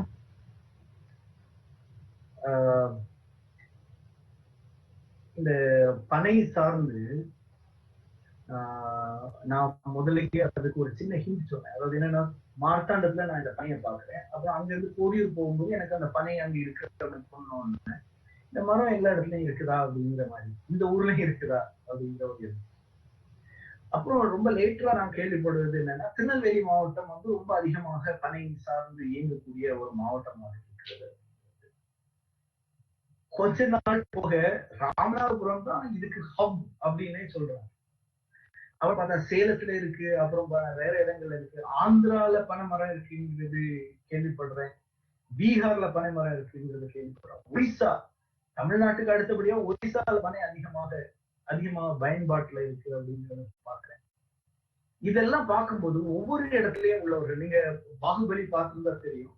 அதுல பனை மரத்தை வில் மாதிரி வைத்து அடித்து அப்படி செய்ய முடியாது. பட் தென் அது ஆந்திர நிலம் சார்ந்த ஒரு மரம் அப்படிங்கிறதுக்கான ஒரு விஷயமா தான் இருக்கிறதா. நான் இலங்கை போயிருக்கேன் 2017 இங்க ஜல்லிக்கட்டு போராட்டம் நடக்கும்போது நான் இலங்கையில இருக்கிறேன். அப்ப இலங்கையில உள்ள ஒரு பள்ளிக்கூட ஆசிரியர் சொல்றாரு, யாழ்ப்பாணம் என்று சொல்லக்கூடிய ஒரு இடம் பனைக்கு மிக முக்கியமான ஒரு இடமாக இருக்கிறது. இந்த இடத்துல நீங்கள் எப்படி பனை எங்களுக்கு சொல்ல வருகிறீர்கள், எங்களுக்கே சொல்லி தருவதற்கு ஒரு ஆள் தேவையா அப்படின்னு சொல்லி. அப்போ அவர்களுடைய எண்ணத்தின்படி அவர்கள் நம்மை விட பலபடி மேலே நிற்கிறார்கள் என்கின்ற ஒரு எண்ணம் இருக்கிறது. இது எல்லா ஊர்ல உள்ளவங்களுக்கும் உள்ள ஒரு பிரச்சனையா இருக்கு. அவங்களோட நாங்க கொஞ்சம் பெட்டரா இருக்கிறோம் அப்படிங்கிறது. நான் ஒரு சின்ன ஒரு வாய்ப்பு கிடைச்சு இந்த இடத்துக்கு போயிருந்தேன்.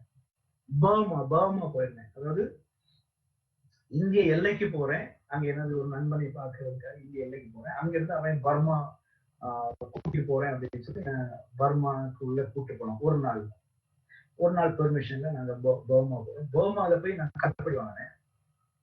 பர்மால கருப்பட்டி ரொம்ப சீப்பா கிடைக்குது. பனையாடுறவங்க இருக்காங்க. இதெல்லாத்தையும் கொஞ்சம் அசல் புருஷலாதான் என்னால பார்க்க முடிஞ்சது. நான் அங்க பார்த்துட்டு நான் வரேன். சிறப்பான காரியம் அங்க என்ன அப்படின்னா, உங்களுக்கு தமிழ்நாட்டுல செட்டியார் என்று சொல்லக்கூடிய ஒரு கம்யூனிட்டி இருக்கு. பனை சார்ந்து இருக்கக்கூடிய பெரும்பான்மையான கம்யூனிட்டி நாடர் கம்யூனிட்டி. அப்படி மாத்திரம் இல்ல, நான் இந்த பாய் செய்தது தலித் கம்யூனிட்டி. நான் உங்களுக்கு பனை சார்ந்து செயலாற்றி கொண்டிருக்கக்கூடிய மீனவ சமூகத்தை நான் உங்களுக்கு அறிமுகப்படுத்தேன். ஆனா செட்டியார் கம்யூனிட்டி பனை சார்ந்து அழகழகான பெட்டிகள் செய்த ஒரு கம்யூனிட்டி. இந்த கம்யூனிட்டி பர்மாவோட பெரிய தொடர்புல இருந்தவங்க. அப்போ ஒரு இந்திய தமிழகத்துல ஒரு கம்யூனிட்டியை இன்ஃபுளுன்ஸ் பண்ற அளவுக்கு பர்மால அந்த தொழில் மேலோங்கி இருந்திருக்கா அப்படிங்கிற ஒரு கேள்வி இருக்கு. அப்புறம் கொஞ்சம் கீழே வந்தீங்கன்னா கம்போடியா, நீங்க பாத்தீங்கன்னா அங்க கம்போடியா நான் போயிருக்கேன். கம்போடியால உங்களுக்கு அந்த கம்போடியன் அந்த கோயில், இந்து கோயில், அந்த இந்து கோயில் முன்பதாக உலகத்திலே மிகப்பெரிய இந்து கோயில் அந்த கம்போடியால ஓடிட்டு, அதுக்கு முன்னால ஃபுல்லா பனை தான் இருக்கு. அங்க இன்றைக்கும் பனை ஒரு முக்கியமான ஒரு பொருளாக இருந்தது. ஆப்பிரிக்கா நிறைய பனை சார்ந்த பொருட்கள் இருக்கு. நான் சொல்றேன், இதை ஆப்பிரிக்கால இருந்து நான் கொண்டு வந்த ஒன்று. யாரையும் இதுல பெருசு சிறுசுனாதான் நம்ம சொல்ல முடியாது அப்படின்னு நான் நினைக்கிறேன். எல்லா இடத்துலயும் உயிர் போட இருக்கு. அது நாம இன்னும் கண்டுபிடிக்காம இருக்கோம் அதனுடைய. இப்போ ஃபார் எக்ஸாம்பிள் எனக்கு ஆப்பிரிக்கால ஒருவேளை அதனுடைய நாம தமிழகத்துல நம்ம செய்கிற பொருட்களின் எண்ணிக்கை அளவு ஆப்பிரிக்கால ஒரு இடத்துல அவங்க செய்யாமல் இருக்கலாம். ஆனா அது மட்டும் ஒரு அளவு கிடையாது. இந்த கயர் இருக்குல்ல, கயர் செய்யறது அப்படின்னு அது பனையோட அவங்களுக்கு இருக்கக்கூடிய அந்த உறவுக்கான ஒரு துவக்கம் அங்கதான் இருக்கு அப்படிங்கிறதுக்கான ஒரு அத்தாட்சி. அத நம்ம ரொம்ப அண்டர் எஸ்டிமேட் எல்லாம் பண்ண முடியாது. அந்த அளவுக்கு அது ஒரு சிறப்பான. அதனால எது தீவிரமாக இருக்குங்கிறதுல தீவிரமாக இருக்கிற இடத்துலயும் அந்த அழிவு தீவிரமாகி கொண்டிருக்கிறத நான் பாக்குறேன். நான் கன்னியாகுமரி டிஸ்ட்ரிக்ட்ல என் கண்ணு முன்னாலதான் அது அழிஞ்சு 25 லட்சம் இருந்த பனை 1 லட்சமா போகுது அப்படின்னா ரொம்ப தீவிரமா இருந்த. எப்போ கண்ணு முன்னால போச்சுன்னே இருக்காது. எனக்கு இன்னைக்கு யோசித்து பாரு, 5 வருடங்கள் எப்படி ஆச்சுன்னே தெரியல. அவ்வளவு ஃபாஸ்டா நாட்டில் போயிட்டு இருக்கு. அப்போ இன்னைக்கு தீவிரமா இருக்கிற இடம் நாளைக்கு தீவிரமா இருக்குன்னு சொல்லிட்டு. ஆனா ஒரு கிட்டத்தட்ட ஒரு 20,000 ஆண்டுகளாக ஆப்பிரிக்கால கயிறு செய்யக்கூடிய ஒரு கம்யூனிட்டி இருக்குன்னா that is something much greater than what we have all. அப்படிதான் நான் நினைக்கிறேன். அப்படி நிறைய கம்யூனிட்டிஸ் இருக்கு. குறிப்பா இந்தோனேஷியால சாவு அப்படின்னு ஒரு ஐலாண்ட் இருக்குமா, சாவு சுப்பா இங்க எல்லாம் ரோட்டே. இந்த ஐலாண்ட்ல சாவு ஐலாண்டு குறித்து தேடினீங்கன்னா தெரியும். ஆனா ஒரு மியூசிக்கல் இன்ஸ்ட்ருமெண்ட்ஸே பண்ணியிருக்காங்க. அப்புறம் அவங்கள சுத்தி இருக்கக்கூடிய எல்லா தீவுகளையும் குறித்து ஜேம்ஸ் ஃபாக்ஸ் அப்படின்னு சொல்லி ஒரு அறிஞர் அவரு ஆய்வு பண்ணிட்டு அவர் சொல்றாரு, இந்த இந்த தீவை சார்ந்த பிற தீவுகள்ல வந்து பனை இல்லாத வேலையில பனையை மாற்றி வேற விவசாயம் எல்லாம் பண்ணியிருக்காங்க. ஆனா அந்த விவசாயம் பண்ண இடங்கள் எல்லாமே நிலம் வேறு விதமான நிலத்துடைய குவாலிட்டி குறையுது, நிலம் வந்து கெட்டு போகுது, நிலம் வந்து உறுதியா இல்லை, பல பிரச்சனை, நிலம் சார்ந்த பல பிரச்சனைகள் அந்த நாடுகள்ல இருக்கு. அதை சார்ந்து பஞ்சமும் வருது அப்படின்னு சொல்லி ஜேம்ஸ் ஃபாக்ஸ் அங்க ஆய்வு பண்ண. ஆனா இந்த சாவோ என்று சொல்லக்கூடிய ஐலாண்ட், ரோட்டே, ஜும்பா, இந்த ஐலாண்ட்ல எல்லாம் பனை வந்து பனை சார்ந்த வாழ்வியல் இருக்கு. ஆகையினால அங்க பஞ்சம்ங்கிறதே கிடையாது, சாப்பாட்டுக்கு பஞ்சமே கிடையாது. அது கேட்கறதுக்கு ரொம்ப ஆச்சரியமா இருக்கு. அது வாழ்றது ஒரு ஜான் வயத்துக்குதான், பஞ்சமே இல்லாத ஒரு வாழ்க்கை அப்படின்னு நம்பி வாழலாம். அப்படிங்கும்போது ரொம்ப ஒரு சிறந்த ஒரு விஷயமா தான் இருக்கு. அநேக நாடுகள் பனை சார்ந்து நம்மள ஃபார்வர்டா இருக்காங்க அப்படின்னு நான் நினைக்கிறேன்.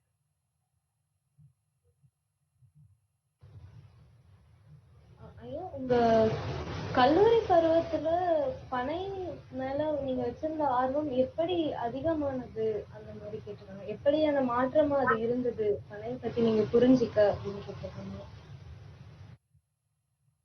அதாவது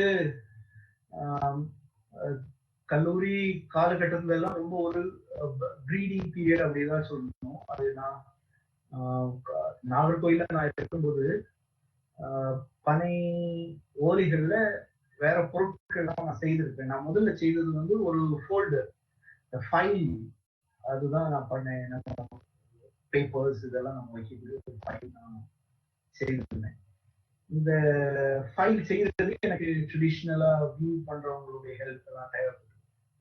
அப்போ நீங்க 1997 இந்த பீரியட்ல நீங்க நினைக்கவே முடியாது, ஒரு கல்லூரி மாணவன், அதுவும் எங்க ஃபேமிலி எங்க ஸ்ட்ராட்டால உள்ள யாருமே ஒரு ஓலைய கையில தூக்கிட்டு போக மாட்டாங்க, போக கூடாது. அது ரொம்ப ஒரு கீழாக தாழ்வாக பார்க்கப்பட்ட ஒரு விஷயம்.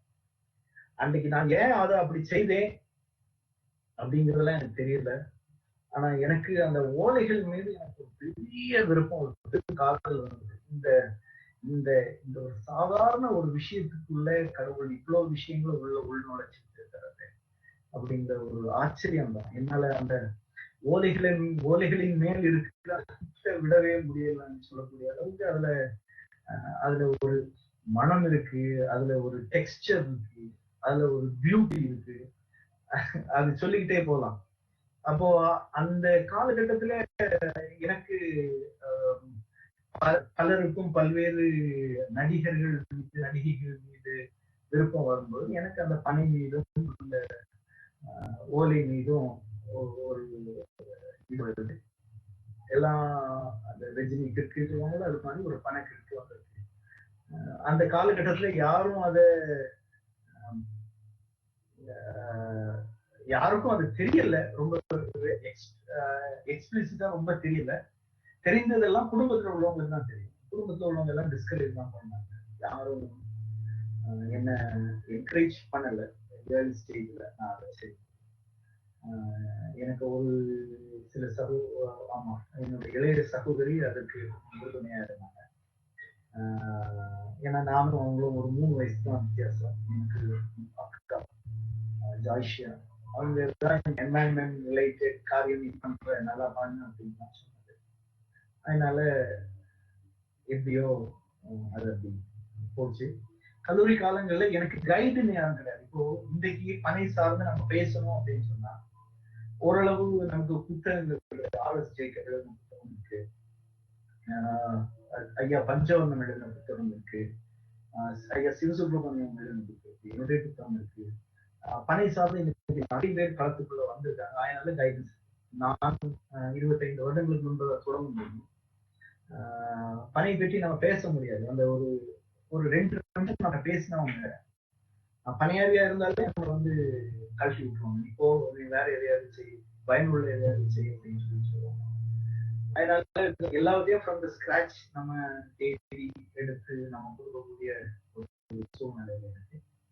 எனக்கு அந்த காலத்துல கைடன்ஸா இருந்தது என்று சொன்னால், என்னுடைய கல்லூரியின் முதல்வரும் அவர் பாட்னி டிபார்ட்மெண்ட் ப்ரொஃபஸர் வந்து டாக்டர் ஷோபன் அவர் நாகர்கோயில் ஸ்காட் கிறிஸ்தவ கல்லூரியில் ஒரு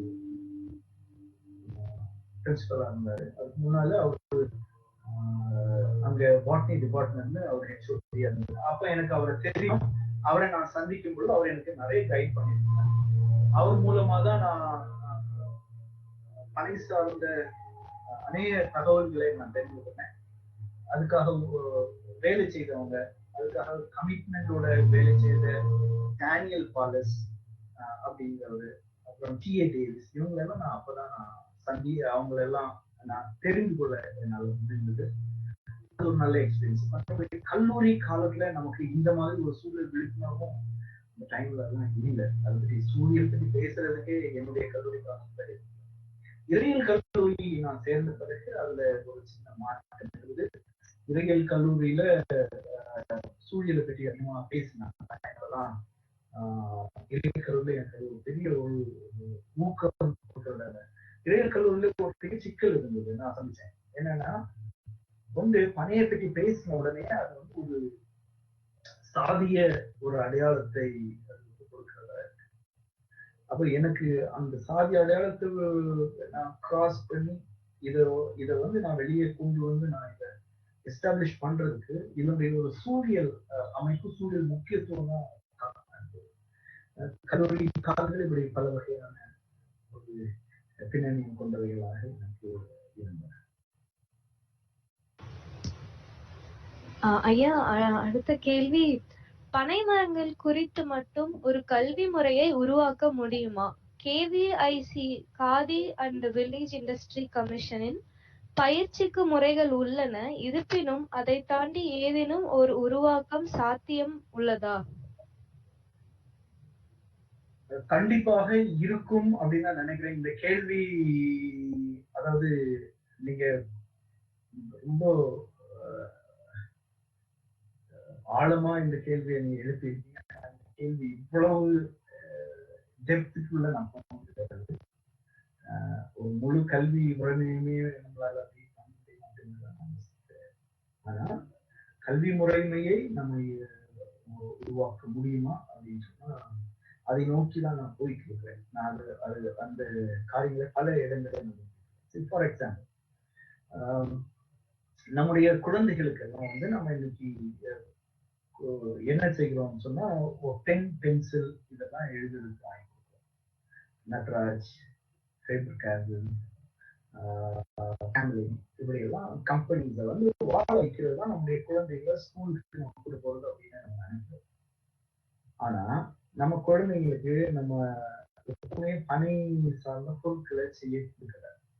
இதுல இருக்கக்கூடிய ஜியோமெட்ரிக்கல் டிசைன்ஸ், இல்லாட்டா இதுல இருக்கக்கூடிய மேத்தமேட்டிக்ஸ், இவைகள் எல்லாம் நமக்கு தெரியாது. நம்ம அதை வகைமுறைப்படுத்த இவைகள் எல்லாம் நம்ம வகைப்படுத்தணும்னு சொன்னால் கண்டிப்பாக நம்மளால இதை வேற லெவலுக்கு நம்மளால கொண்டு போக முடியாதுங்கிறது கொண்டு போக முடியும். ஆனா அதுக்கான நேரம் காலம் எல்லாம் ரொம்ப அதிகரித்து யாரும் அடுத்த லெவலுக்கு கொண்டு போகலாம் என்னன்னு தெரியாது. இப்போ மோகனவாணி, குக்கு சார்ந்தவங்க அவங்க ஒரு லெவலுக்கு அதை கொண்டு போயிருக்காங்க, குழந்தைங்களுக்கு பனை ஓலையை கொண்டு போயிருக்காங்க. ஆனா இப்படி கொண்டு இல்லை. எனக்கு தெரிஞ்சு தமிழ்நாட்டுல எல்லா மாவட்டங்களையும் ஓரளவு பனை சார்ந்த ஒரு புரிதல் உள்ள வயதானவர்கள் இருக்காங்க. பனை சார்ந்து ஏதோ ஒரு பொருள் செய்ய தெரிஞ்சவங்க இருக்காங்க. இவங்களை வைத்து குழந்தைகளுக்கு அட்லீஸ்ட் வாரத்துக்கு ஒரு கிளாஸ், அதாவது நம்ம நடத்தணும். ஒரு கிளாஸ் அதை நடத்தினாதான், அதாவது குழந்தைகள் வந்து இப்ப நம்ம குழந்தைகள் வந்து வலது கையை பயன்படுத்தி பழகி சில லெஃப்ட் ஹேண்ட். இந்த பனை ஓலை சார்ந்த பொருட்கள் ரெண்டு கைகளுக்குமே அந்த மோட்டார் ஸ்கில்ஸ் வந்து ரொம்ப நல்லா வரும். இதெல்லாம் நம்ம ஏன் செய்ய மாட்டோம் அப்படிங்கிறதுதான் தெரியல. அப்போ அந்த ஒரு அறிவு நம்ம குழந்தைகளுக்கு கொடுக்கறதுக்கு நம்ம கடமைப்பட்டிருக்கோம். இன்னைக்கு ஒரு கலரிங் கிட்ஸ் வாங்கணும்னா எல்லா பெற்றோராலையும் முடியாது. கிராமப்புறத்துல இருக்கக்கூடிய குழந்தைங்க என்ன செய்வாங்க? அப்போ அது கிராமப்புறத்துல இருக்கக்கூடிய குழந்தைங்க கண்டிப்பாக அவர்கள் எப்படியாவது பண ஓலைகளை வைத்து அவர்கள் ஒரு ஸ்கில் செய்யறாங்க அப்படின்னா அதுக்கு அட்லீஸ்ட் ஒரு ஆல்டர்னேட் ஒரு மார்க்ஸ் அடிஷனல் மார்க்ஸ் அப்படியாவது கொடுத்து நம்ம ஏதாவது ஊக்குவிக்கலாம் அப்படின்னு நான் நினைப்பேன். அப்புறம் இதுல போகும்போது கிரேட்ஸ் இருக்கு பாருங்க. கிரேட்ஸ் இப்போ பனை ஓலையில மட்டும் பொறுத்து இப்போ பனை ஓலையில நாங்க குடுவை செய்யறதுக்கான பயிற்சி அந்த குடுவையில நீ ஒழுகாத ஒரு பாத்திரம் அப்படின்னு இந்த குடுவைங்கிறது வந்து காம்பினேஷன் ஆஃப் ஓலை, நார், மட்டை, கருக்கு நார், இப்படி அதுல ஒரு வெரைட்டி இருக்கு. அதெல்லாம் கத்துக்கொள்ளணும் அப்படிங்கிறதுனா டேக்ஸ் டைம். அதுல நம்ம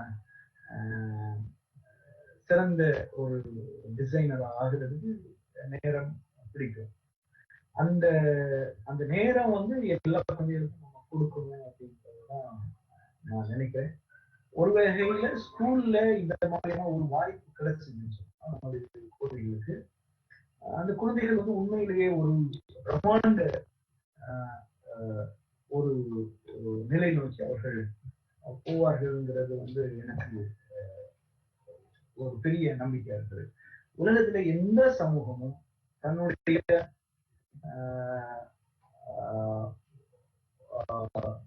தன்னுடைய சூழலை விட்டு அந்நியப்பட்டு எந்த கல்வி கற்றும் அது சிறந்து விளங்கிய சமூகங்கள் கிடையாது அப்படின்றதுதான் உண்மை. இஸ்ரேல் எடுத்துக்கொண்டு இஸ்ரேல்ல அது ஒரு மிகச்சிறிய ஒரு நாடு. அந்த நாட்டுக்குள்ள என்ன இருக்குதோ அதை வைத்து ஆய்வு பண்ணிதான் அவங்க வளரணும். நம்ம வேற யாரையோ வளர்ந்துடலாம் அப்படின்னு அப்படி நம்ம பண்ணணும் இழந்திருக்கோம். நான் பேசுறது கேக்குதா? கேக்குதுங்க ஐயா. கேக்குது. உங்க வீடியோ மட்டும் தெரியலன்னு நினைக்கிறேன். ஆமா, என் வீடியோ தெரியலன்னா நீங்க எப்படி ஆச்சுன்னு எனக்கு தெரியல. It's okay. அந்த இன்டர்நெட் கம்மியா ஆயிடுச்சுன்னா அப்படி ஆகும்னு நினைக்கிறேன். திரும்ப இன்டர்நெட் வந்தா சரியாயிடும்னு நினைக்கிறேன். ஓகே, சொல்லுங்க. வேற கேள்வி? வேற எழுத்தாளர் ஜெயமோகனுக்கும் உங்களுக்குமான நட்பு பத்தி கேட்டிருக்காங்க. அதாவது ஜெயமோகன் அவங்கள நான் அண்ணன் அப்படின்னு நான் சொல்லுவேன். கிட்டத்தட்ட 2003 அந்த நேரத்துல இருந்து எனக்கு அவங்களுக்கு தொடர்பு இருக்கு. அதாவது ரோட்டுக்கு வலது பக்கம் அவரே, இடது பக்கம் நான், அப்படிதான். சரியா? அவர் இருக்கிறது பார்வதிபுரம் என்று சொல்வது பகுதி, நான் இருக்கிறது திருவிழை. இதுதான் எங்க கிராமம். இந்த கிராமத்தை தாண்டி அந்த மெயின் ரோடு தாண்டினா அவங்க வீடு வருது. அதனால எனக்கு வாக்கபிள் டிஸ்டன்ஸ் தான், நடந்து போய் நான் அவரை சந்திக்கலாம். அதனால அதிக உரிமை இருக்கிறது அவரை பல முறை சந்தித்த ஒரு தம்பியா தான் நான் இருக்கிறேன். அண்ணன் வந்து ரொம்ப என்கரேஜ் பண்ணுவாங்க, ரொம்ப என்னை என்கரேஜ் பண்ணியிருக்காங்க பணி சார்ந்து. ரொம்ப ஆச்சரியமாக இருக்கும். ஒரு தகவலை நம்ம சொன்னா அதற்கு அடுத்தபடியாக அவர்களும் அந்நிய தகவல்களை சொல்லுவது. குமரி மாவட்டத்தை பொறுத்த வரைக்கும் இருக்கிற இதை கருப்பட்டி காய்க்கிறது என்று சொல்லும்போது எனக்கு தகவல்களாக சொல்லி இருக்கிறாங்க வேற நபர்கள். நாயர்கள் மாத்திரம் வந்து நாயர்களும் வந்து ரொம்ப சிறப்பா பதநீர் காய்ப்பாங்க, அது கருப்பட்டியா இருக்கும். இந்த வகையில ஜெயமோகன் அவர்களுடைய குடும்பத்துக்கும் கருப்பட்டி காய்ச்சிருக்கிற ஒரு தகவல் எல்லாம் சொல்லி. அதுல என்ன சிறப்புன்னா அவரு அந்த பணி சார்ந்த ஒரு வாழ்வு வந்து குமரி மாவட்டத்தில் அந்நியப்பட்டதே கிடையாது. ஒரு சாதி ரீதியாக அது வந்து பிளவுபட்டு கிடையாது. எல்லா சாதியில் உள்ளவங்களுக்கும் பணி சார்ந்து சில அடிப்படையான காரியங்கள் கண்டிப்பாக தெரிஞ்சிருக்கும். குறிப்பா ஆய்வு செய்வதோ இல்லாவிட்ட பெட்டிகள் செய்வது, கடவும் சொல்லுவது. கடவும் வந்து பெட்டிகள்ல ஒரு யானை மாதிரி பெரிய மெகா பெட்டி. அந்த பெட்டி எல்லா வீட்லயும் கண்டிப்பாக இருக்கும். அது வந்து மல்டிபர்பஸ். இது வந்து பூஜை பொருட்களை எடுத்து போவதற்கான பெட்டிகள் தனியா வச்சிருப்பாங்க, சமையலறை பொருட்களுக்கான பெட்டிகள் தனியா வச்சிருப்பாங்க. அப்புறம் உரம், மண் இவைகள் சுமப்பதற்காக ஒரு தனியார் வசதி, தேங்காய் சுமப்பதற்காக இப்படி ஒரு வெரைட்டியா கடவுள். இந்த கடவுள் எல்லாம் வீட்டுல உள்ளவங்க செய்வாங்க, இல்லைன்னா கடையில இருந்து வாங்கிட்டு வந்து பொத்துறதுன்னு ஒரு ஆஸ்பெக்ட் உண்டு. பொத்துறதுன்னு சொன்னா அதுக்கு மேல இன்னொரு லீஃபை வச்சு பேக் பண்ணுவாங்க. அதெல்லாமே பெரும்பாலும் எல்லா மக்களுமே அதை இங்க செய்திருக்காங்க. இதெல்லாம் அவருடைய அனுபவமாக சொல்லியிருந்தாங்க. அப்புறம் என்னை எழுத தூண்டினதுல அப்படிதான் ஒரு முக்கியமான காரணம். நான் அவர்கிட்ட எனக்கு பிளாக் நான் எழுதும்போது நெடும்பனை அப்படிங்கிற ஒரு டைட்டில் நல்லா இருக்கு அப்படின்னு சொன்னாங்க. அப்புறம் அந்த அவர்கள் தான் என்ன பிளாக் எழுதவே வச்சிருந்தாங்க. கிட்டத்தட்ட பிளாக் எழுதி 12 வருடம் ஆகுது. அந்த பிளாக் எழுதுனதுல எனக்கு ஒரு கிடைத்த ஒரு அனுபவம் தான் என்னால பனைமரச்சாலை எழுத முடிஞ்சது அப்படிங்கிறது மிகப்பெரிய உண்மை. அவரு என்ன கவனிச்சுட்டே இருந்திருக்காரு, என்ன கவனிச்சுட்டே இருக்காரு. அது எனக்கு ஒரு பெரிய ஆசீர்வாதம். எல்லாருக்கும் இப்படி ஒரு மோதிர கையால ஒரு வழி நடத்துதல் கிடைக்குமா அப்படிங்கிறது தெரியாது. ஆனா அண்ணன் உண்மையில என் மீது ரொம்ப ஒரு பாசம் எடுத்து அன்பு காட்டிதான் அவங்க இது பண்ணுவாங்க. நான் எழுதின புத்தகம் பனைமரச்சாலைய எடுத்துக்கிட்டோம்னா அதுல அவங்க எழுதியிருக்கிற வார்த்தைகள் எல்லாமே உண்மையிலேயே நெஞ்சம் நெகிழ செய்கின்ற வார்த்தைகள். எனக்கு உண்மையிலே ஒரு வகையில நான் கைவிடப்பட்ட சூழ்நிலையில தான் இருந்தேன். யாரும் எந்த புத்தகங்களை அந்த புத்தகம் எழுதுறது வரைக்கும் கூட ஒரு வகையில பனையை பற்றி நம்ம இவ்வளவு தூரம் நம்ம ஆய்வு பண்றோம், இதுக்கு பின்னால நம்ம அலைகிறோம், யாருமே இந்த மரத்தை பொறுப்பெடுத்த மாதிரி தெரியலையே அப்படிங்கிற ஒரு வேதனை தான். ஆனா 2015-16 நான் அந்த பயணம் நான் செய்யும் பொழுது அதை நான் எழுதின பிறகு இங்க பாத்தீங்கன்னு சொன்னா தமிழகம் முழுக்க அந்த புத்தகத்துக்கு ஒரு ரீச் வந்தது. அந்த ரீச்சுக்கு பிறகுதான் தமிழ்நாட்டுல அந்த பாம் கன்சர்வேஷன் பற்றிய ஒரு பிரம்மாண்ட விழிப்புணர்வும் அதுக்கு அது கவனத்துக்கு உட்படுத்தப்பட்டது. என்னுடைய புத்தகத்துல இருக்கக்கூடிய அந்த ஆஸ்பெக்ட அவங்கதான் வெளியே எடுத்து காட்டினாங்க அப்படிங்கிறது மிகப்பெரிய உண்மை. அதுக்கு நான் உண்மையிலே நன்றி கடன்பேன். நன்றி. ஐயா சொல்லுங்கம்மா. உங்களோட இந்த 18 நாள் பனை குறித்த பயணம்ல அந்த அனுபவத்துல உங்க மனசை பாதிச்ச ஏதாவது ஒரு சம்பவங்கள் உங்களுக்கு ஷேர் பண்ண முடியும்? அதாவது இந்த ஜேர்னி நான் இங்க தொடங்கும் போது பனை சார்ந்து ஒரு மிகப்பெரிய ஒரு மித் தமிழ்நாட்டுல இருக்கு. அந்த மித் என்னன்னா தமிழ்நாட்டை தாண்டி பனை எங்கேயும் கிடையாது. நான் எனக்கு ஜேர்னியை நான் தொடங்குறது பாம்பேல ரசாயனியில சொல்லியிருக்கேன். ரசாயனி பகுதியில நான் போதுவராக இருக்கும்போது இங்க நான் பார்க்கக்கூடிய பனையர்கள் ஒன்று பண்டாரி என்று சொல்லக்கூடிய பேக்வர்ட் கம்யூனிட்டி மக்கள். அவங்க மகாராஷ்டிராவில் உள்ள பேக்வர்ட் கம்யூனிட்டி பண்டாரி. அப்புறம் இங்க உள்ள வார்லி என்று சொல்வது ஒரு ட்ரைப். இவங்களும் பனையாளர்களை நான் பார்க்கிறேன் ரசாயனியில பாம்பே மாவட்டத்தில். அப்போ ஒரு பேக்வர்ட் கம்யூனிட்டியும் ஒரு பழங்குடியின சமூகத்தை சார்ந்தவர்களும் ஒரு இடத்துல ஏறுகிறாங்க. இந்த மரம் எந்த அளவுக்கு அந்த மண்ணோடு வேர் கொண்ட ஒரு மரமாக இருக்கும் அப்படிங்கிறத குறிப்பா பழங்குடியினரோடு தோன்ற மரங்கள் எல்லாமே அந்த அளவுக்கு அவைகள் பழங்குடி அது அந்த மண்ணோடு தொடர்புடைய ஒரு மரமாக தான் இருக்கும் அப்படிங்கிறது என்னுடைய ஒரு புரிதல். இதோட நான் அப்படி யோசிச்சுட்டு இருக்கும்போது அங்க வேறையும் கொஞ்சம் அவங்க மைக்ரேட். அப்போ புலம்பெயர்ந்த தொழிலாளர்களும் பனை சார்ந்து இயங்குகிறார்கள். இப்போ இதனுடைய காலம் விரிவடைகிறது. தமிழ்நாட்டுல ஒரே ஒரு ஜாதியோட இதை கனெக்ட் பண்ணக்கூடிய ஒரு சூழ்நிலை இருக்கும்போது என்னால இந்த 3 விதமான ஜாதி மக்கள், 3 பகுதிகள் மக்கள், 3 விதமான ஒரு வெரைட்டி வரும்போது அப்ப நான் யோசிக்கிறேன், இந்த மரம் வந்து உண்மையிலேயே பல மக்களோடு இது பிணைந்த ஒரு மரம். அப்ப பனைமரச்சாலை வந்து வெளியே வரும்போது அது சக்சஸ் ஆகுறது ஒரு காரணம் என்னன்னா, இது வந்து ஒட்டுமொத்தமாக ஒரு ஜாதிய பார்வையிலிருந்து வெளியே வந்து நிற்கக்கூடிய ஒரு மரம். அதுக்கு ஒரு இது இது இந்த இந்த ஒரு ஜேர்னிய நான் அடைகிறதுக்கு எனக்கு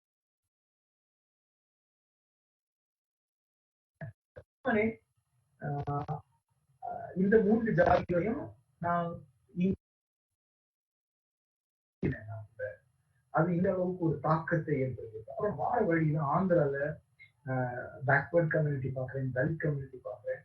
ஒரு இடத்துல வந்து நொமாட்ஸ் என்று சொல்லக்கூடிய அந்த நாடோடிகள் கூட பனையோடு தொடர்புடைய ஒரு சூழலை நான் கடந்து வரேன். இந்த இந்த எக்ஸ்பீரியன்சஸ் வந்து சாதாரண எக்ஸ்பீரியன்ஸ் இல்லை. அதாவது பல விதமான மக்களோடு ஒரு மரம் வந்து உரையாடல்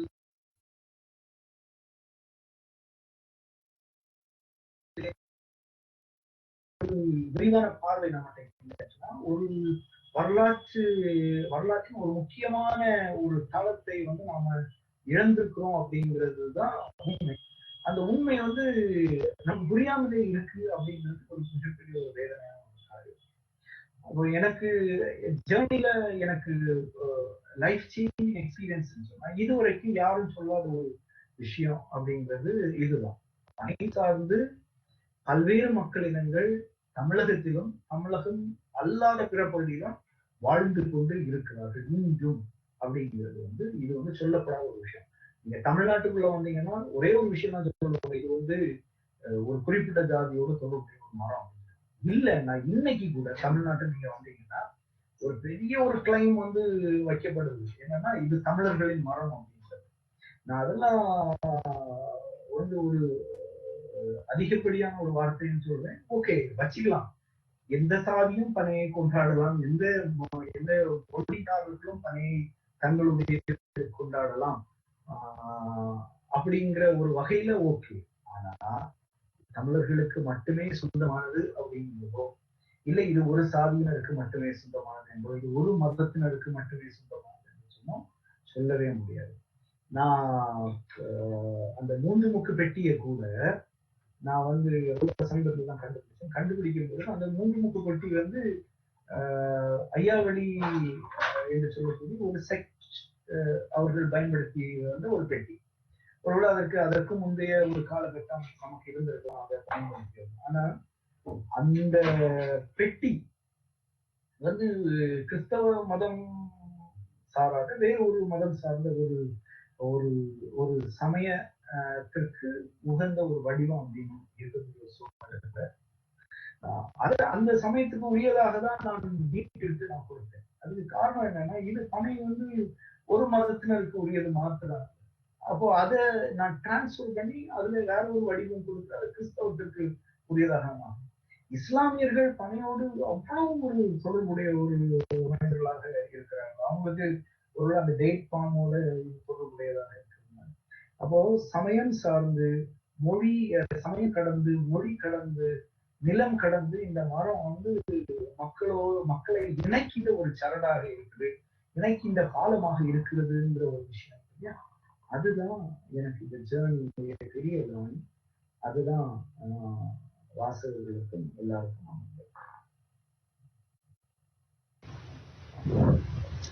ஐயா சொல்லுங்க.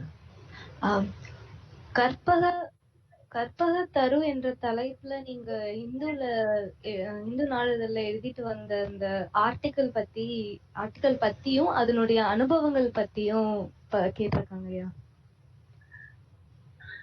ஆக்சுவலா அதாவது பனைக்கு மேல எனக்கு இருக்கக்கூடிய அந்த பேஷன் சொல்றது வந்து அத என்னால வார்த்தைகளை சொல்ல முடியாது.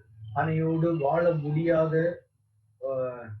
ஒரு சூழ்நிலையில நான் இருக்கிறேனே அப்படிங்கிற ஒரு பதட்டம், பனையோடு நெருங்க முடியாத நெருங்கி உறவாட முடியாத ஒரு சூழ்நிலையில் இருக்கிறேன்ற ஒரு குறை இருக்கு.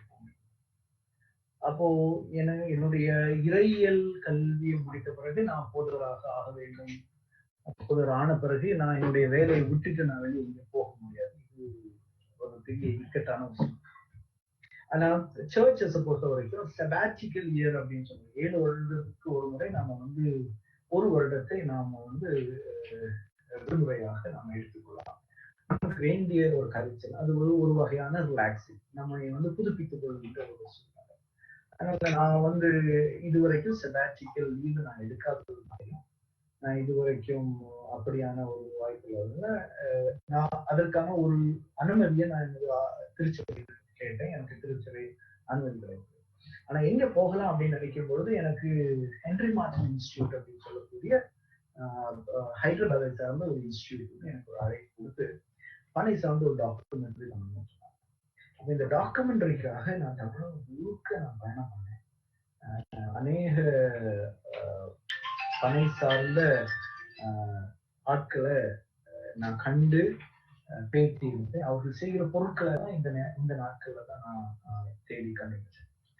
அந்த கற்பக தருவங்கிறது வந்து ஏதோ ஆக்சிடென்டலா ஹிந்துல கேட்ட ஒரு காரியம். அவங்க என்கிட்ட கேட்கும்போது மிகப்பெரிய அளவுல என்கிட்ட ஸ்டஃப் எல்லாம் கிடையாது.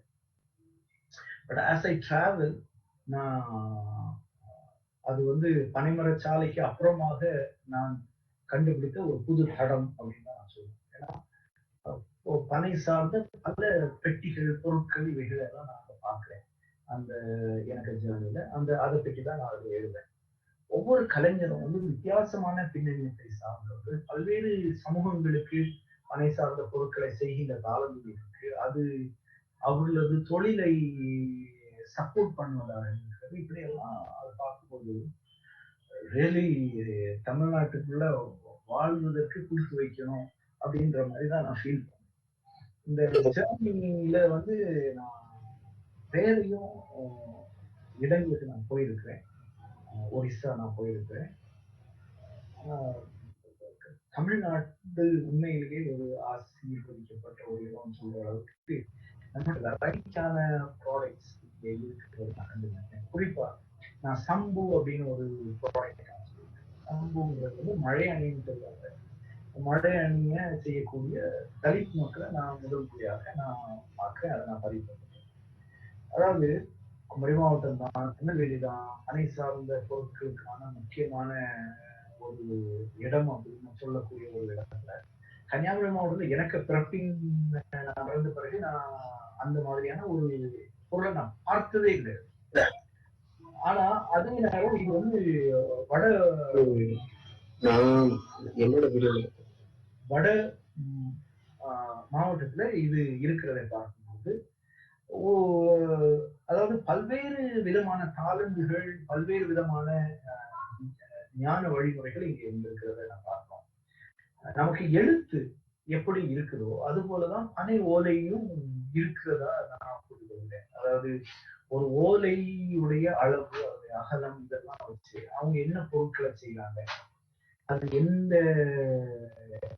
காலகட்டத்தை சார்ந்து, இப்படிலாம் நிறைய விஷயங்கள் நம்ம அவதானிக்கலாம். அது ஒரு பயங்கரமான ஒரு எவிடன்ஸ். இது எல்லாத்தையும் பெரிய அறிஞர் குழு எல்லாம் இருந்தால்தான் நம்ம வந்து ஒரு வகைப்படுத்தி நம்ம வந்து அதை கற்றுக்கொள்ள முடியுங்கிற அளவுக்கு ஒரு லேர்னிங் எனக்கு கிடைச்சது. பனை சார்ந்த இந்த பொருட்கள் எல்லாத்தையும் நம்ம கண்டிப்பா ஆர்கியாலஜிக்கல் எவிடன்ஸாகவே நம்ம எடுக்கலாம். ஒரு விதமான ஒரு புது ஆர்கியாலஜிக்கல் லிவிங் கல்ச்சரல் ஒரு எவிடன்ஸாக நம்ம எடுக்கலாம். அந்த மாதிரியான புரிதல் உள்ளவர்கள் இல்லாட்டா அந்த விதமான கல்வி பின்புலம் உள்ளவர்கள் தான் இதை படிக்க முடியும். என்னை போன்றவர்கள் தான் இதுல அதிகமாக ஆய்ச்சி இல்லை. நான் வேணா உதவியாக இருக்கலாம். அதனால இது ஒரு ரிச் எக்ஸ்பீரியன்ஸ். பனை சார்ந்த அந்த ஓலைகள், இப்போ ஓலைகளுக்கு நிறைய விதமான பின்னல்கள் தமிழ்நாடுல இல்லை. இது வந்து கிட்டத்தட்ட ஹேண்ட் ரைட்டிங் மாதிரி, இல்லாட்டா ஒரு எழுத்து லிபி மாதிரி ஒரு வகையான இந்த பேட்டர்ன் பண்றாங்கன்னா அவங்க இந்த ஏரியாவில் உள்ளவங்க, ரீஜன். கன்னியாகுமரி மாவட்டத்துல எல்லாம் ஒரு விதமான ஒரு பேட்டர்ன் இருக்கு. அந்த பேட்டர்ன் தமிழகம் முழுக்கவே கிடையாது. ஒரு பேட்டர்ன் ரொம்ப தொன்மையான ஒரு டிசைன். அந்த பேட்டர்ன்ல தான் நம்ம முறம் பின்னப்படுகிறத. உண்மையிலே ரொம்ப ஆச்சரியமா இருக்கு. நம்மகிட்ட ரொம்ப தொன்மையான 3000 வருடங்களுக்கும் அதிகமான தொன்மையான டிசைன்ஸ் வந்து இன்னைக்கு நம்மகிட்ட இருக்கு. ஓலையை பல்வேறு வகைகள்ல பயன்படுத்தி பார்த்திருக்காங்க. நான் சொன்னது போல இந்த கயராக திரிப்பதற்கான ஒரு வழி அவர்கள் வைத்திருக்கிறார்கள். அப்புறமேல ஆஹ், ஓலையை சுருட்டி சிகரெட் மாதிரியோ இல்ல சுருட்டாக இல்ல அந்த உங்களுக்கு பிபி ஊதுகுழல் ஒரு பெரிய ட்ரம்பெட் மாதிரி பண்ணக்கூடிய ஒரு வெரைட்டியாக பண்ணியிருக்காங்க. அப்புறம் பின்னல்கள், ஆஹ், மடிக்கிற சில பொருட்கள், இப்படி பின்னல்கள்லயே பல்வேறு விதமான ஆஹ், வகைகள் அதுல இருக்கிறத பார்க்க முடியுது. இது எல்லாத்தையுமே நான் லேர்ன் பண்றேன். ஆஹ், சில ப்ராடக்ட்ஸ் வந்து உங்களுக்கு எந்த விதமான பின்னல்களுமே இருக்காது. வெறும் ஃபோல்டிங்கை வைத்து உங்களால ஒரு பனை பொருளை நீங்க செய்து கொள்ள முடியும். குறிப்பா அஹ், பட்டை என்று சொல்லக்கூடிய ஒரு பொருள், தோண்டி என்று சொல்லக்கூடிய ஒரு பொருள், இதெல்லாம் மாஸ்டர் பீசஸ். ஆனா நம்ம எல்லாம் அதை வந்து ஒரு பெரிய பொருட்டாக நம்ம எடுப்பதில்லை. அது அதெல்லாம் விளக்கி தருவதற்கு நமக்கு பெரிய அறிஞர்கள் தேவை படுகின்ற காலம். சொல்லுங்கம்மா. ஐயா, பனை மரங்கள் குறித்து இன்றைய தலைமுறைக்கு எப்படி நம்ம சொல்றது இல்ல, அவங்க எப்படி புரிஞ்சுக்குவாங்க அப்படிங்கறத பத்தி ஒரு கேள்வி கேட்டிருக்காங்க ஐயா. பனை மரம் பற்றி இந்திய தலைமுறைகள் இருக்கு இல்லையா? ஹலோ. ஆமாங்க ஐயா.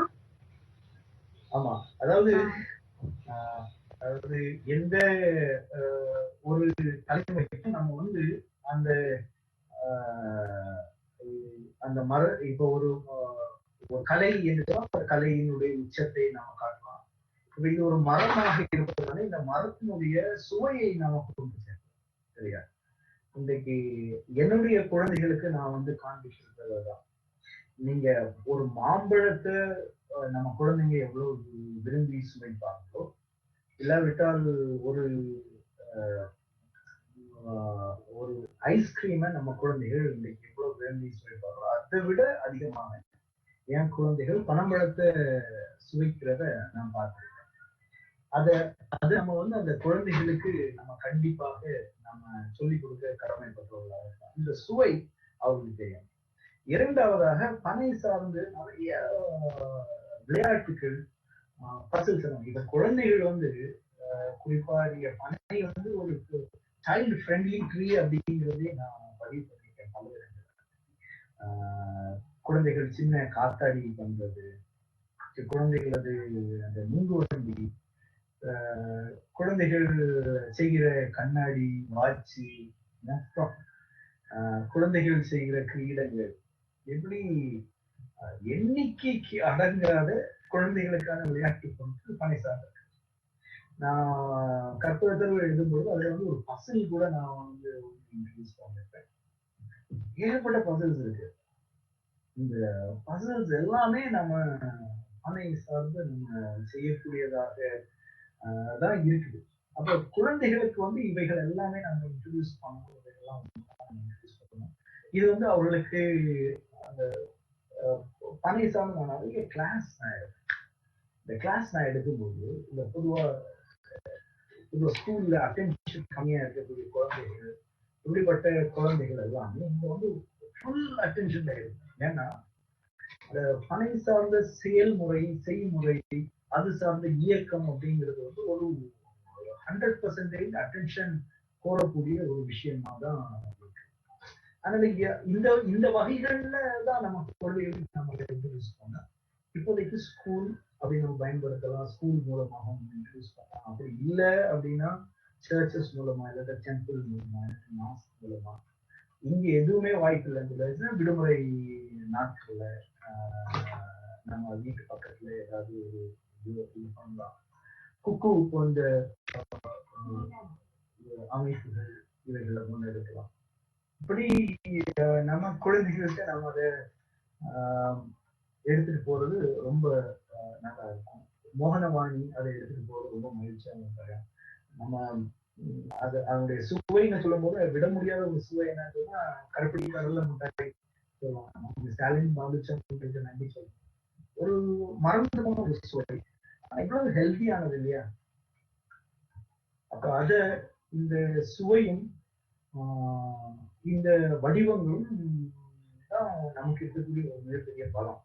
அப்புறம் நான் இன்னொன்று சொல்றேன், குழந்தைகளை வந்து பணம் காட்டுக்கு அழைத்து கொண்டு போவதுன்னா நமக்கு குழந்தைகளை வந்து நம்ம பல ஹிஸ்டாரிக்கல் பிளேசஸ்க்கு நம்ம கொண்டு போயிருப்போம். குழந்தைகளை வந்து நம்ம பல பல தளங்களுக்கு நம்ம கொண்டு போறோம் குழந்தைகளை. ஆனா ஒருபோதும் கேக்குதானா பேசுறது? கேக்குதுங்கய்யா. குழந்தைகளை ஒருபோதும் நாம வந்து இந்த பணங்காடுகளுக்கு கூட்டிட்டு போறது கிடையாது. இந்த பணங்காடுகளுக்கு கூட்டிட்டு போனா நீங்க ஆல்மோஸ்ட் எல்லா பறவைகளையும் காட்டி கொடுக்கலாம். ஒரு விதமான ஒரு வகையில எல்லா விதமான ஜீவராசிகளையும் நம்ம பார்க்கலாம். ஒரு சாதாரண ஒரு இடத்துல இருக்க வேண்டிய எல்லாவற்றையும் நம்ம பார்க்கலாம். நான் ஒரு ஒரு முறை ஒரு ஒரு ஆர்னித்தாலஜிஸ்ட் ஒருத்தரை நான் பாக்குறேன். எனக்கு அவர் ரொம்ப வேண்டிய ஒரு அங்கிள்.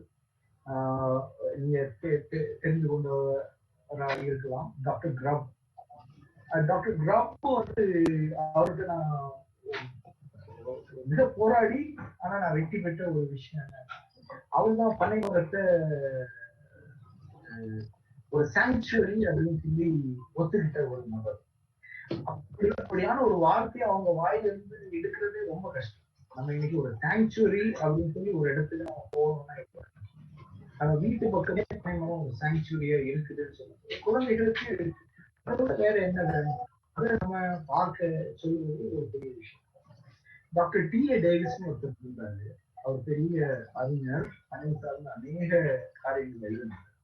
அவர் ஒரு முறை அவர் வீட்டு முன்னால உட்கார்ந்து ஒரு பனைமரத்துக்கு முன்னாடி ஒரு சேர் போட்டு உட்கார்ந்துருக்காரு. அதை உட்கார்ந்து அவர் என்ன பண்ணியிருக்காரு அப்படின்னா, ஒரு வீவர் பேர்ட் அது போறதையும் வருகிறதையும் அவர் வந்து குறிப்பெடுத்திருக்கிறார். எத்தனை முறை போகுது வருது. இந்த ஒரு ஒரு தேடுதல் இருக்கு தெரியுமா, இதை நம்ம குழந்தைகளுக்கு நம்ம சொல்லிக் கொடுப்போம். அவர்கள் பார்ப்பதற்கும் அறிவதற்கும் தாராளம் பயன்படுத்த தேடுதலுக்கான ஒரு பெரிய ஒரு கடல் போல பண்ணி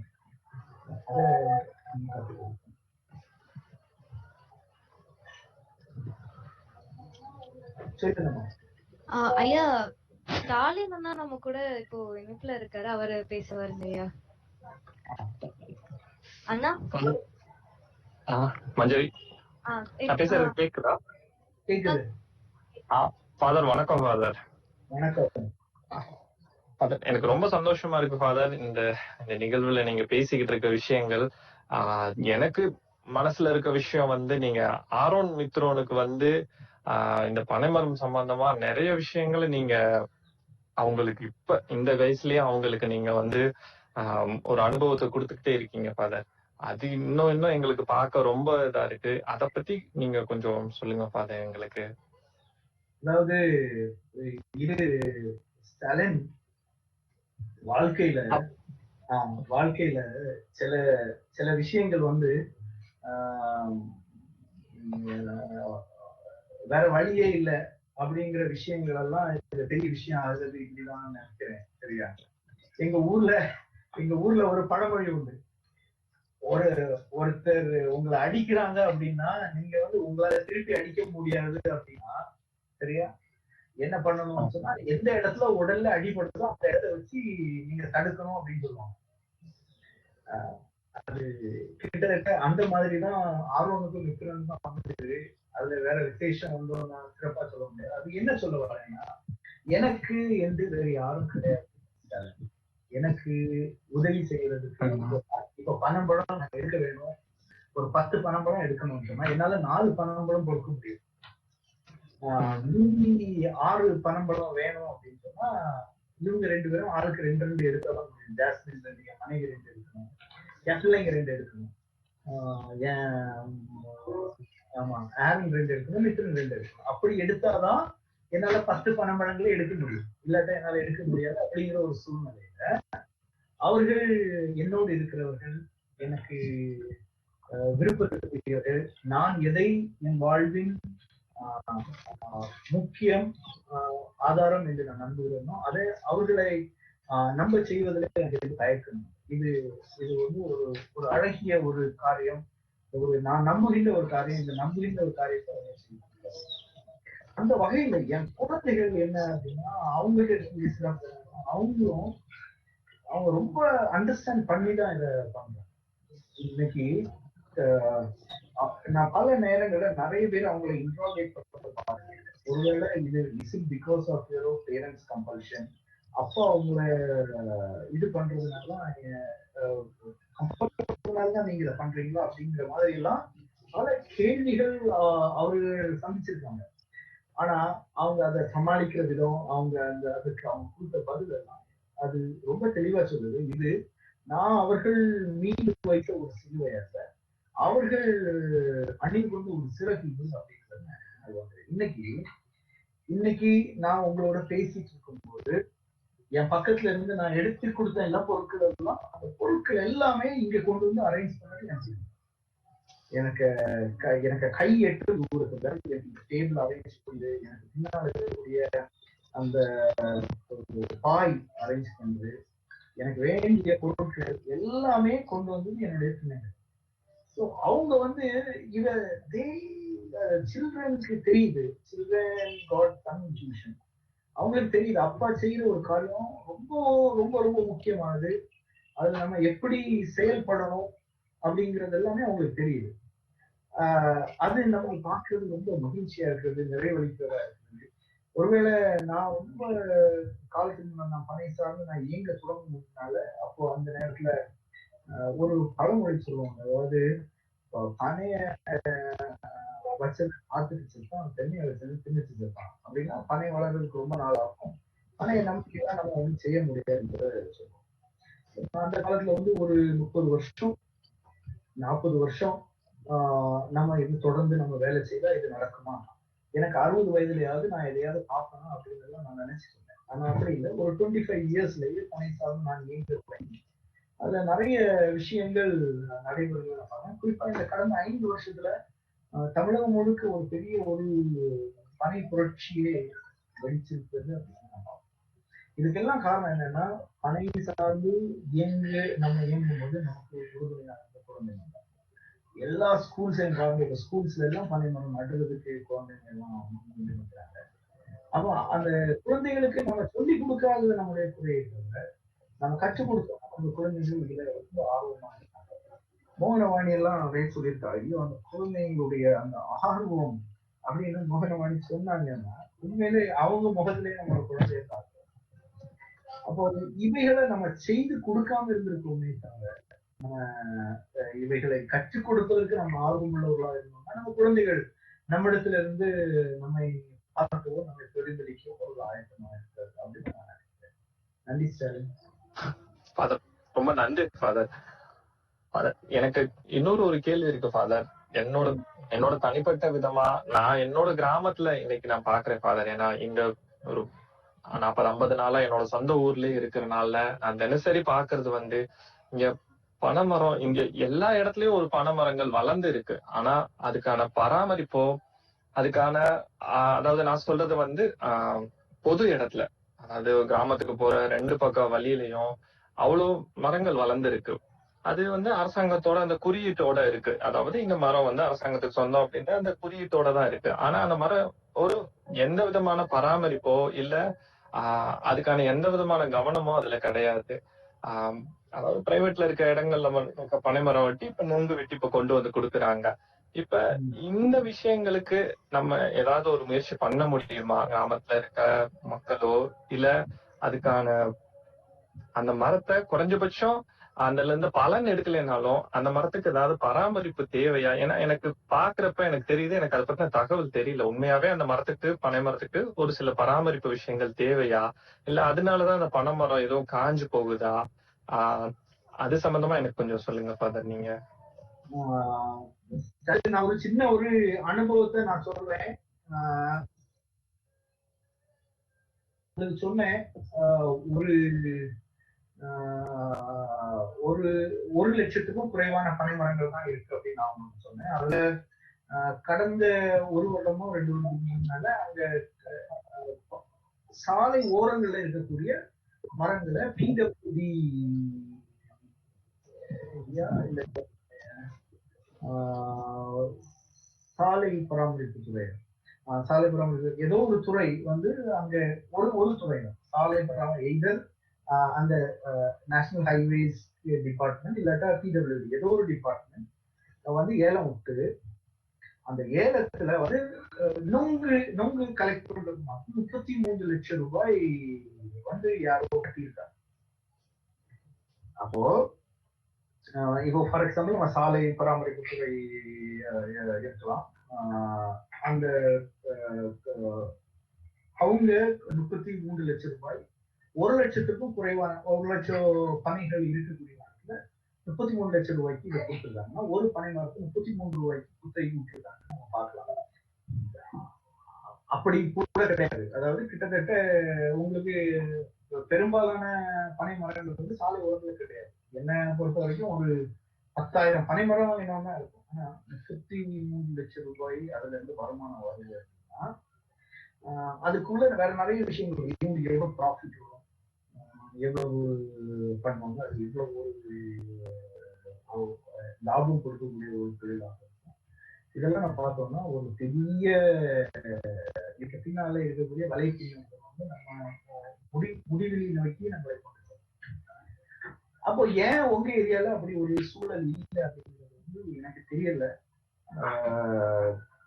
ஆனா பொது பணித்துறையோ இல்லாவிட்டால் சாலை பராமரிப்பு துறையோ இவங்க தான் இத பொறுப்பெடுத்து செய்யணும். பொது இடங்கள்ல உள்ள பணி மரங்கள் அவங்களுக்கு அது ஒரு இன்கம் ஜெனரேட்டிங் ஆஸ்பெக்டா இருக்கிற வரைக்கும் அவங்க அதை செய்வாங்க அப்படின்னு தான் நான் நம்புறேன். செய்யணும். அப்படி செய்யாத பட்சத்துல அந்த பகுதியில் இருக்கிறவங்களுக்கு ஒரு நான் மனு எழுதி போட்டு நம்ம கேட்கலாம் அது அவருடைய நிலை என்ன அப்படிங்கிறது. அப்படி நம்ம கேட்டு அதை இயங்காத இடங்கள்ல நம்ம இயங்க வைக்கலாம். இதுல இன்னும் ஒரு பெரிய சிக்கல் என்ன இருக்கு, ஆனா ஏறுவதற்கான ஆட்கள் ரொம்ப குறைவா இருக்கிறாங்க. அந்த மக்கள்ல நம்ம ரொம்ப கீழாக நம்ம பார்த்தது இன்னைக்கு பிரைவேட்டா அவங்கள எம்ப்ளாய் பண்ணணும்னு நினைச்சா கூட அப்படியான வாய்ப்புகள் குறைவாக இருக்கிறது. அப்போ நான் என்ன சொல்லுவேன் அப்படின்னு, ஒரு வருங்கால தலைமுறைகளை சார்ந்த இளைஞர்கள் அவங்க வந்து பணம் ஏறக்கூடியவர்களாக இருக்கும். குறிப்பாக எனக்கு தெரிந்து இன்றைய தினத்துல பெண்களே பணம் ஏறுவதற்காக ஆயத்தமாக பாண்டியன் விழுப்புரத்துல எங்கள் நண்பர் பணம் ஏறுகிறார்.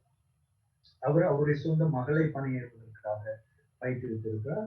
அவங்க தோட்டத்துக்கு வந்து இன்னொரு பொண்ணும் இப்போ பணம் ஏறி கற்றுக்கொண்டிருக்கிறார்.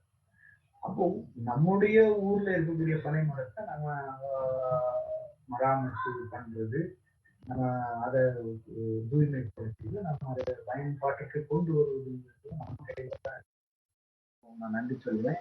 ஜெயமோகன் அண்ணன் உண்மையில ஆல்வேஸ் அவருதான் எனக்கு எப்படியோ அவருக்கு என் மேல ஒரு பெரிய ஒரு விருப்பம். அவர் எல்லாரையும் நேசிக்கிற மனிதர், என்னை சிறப்பாக நேசிக்கிறார்.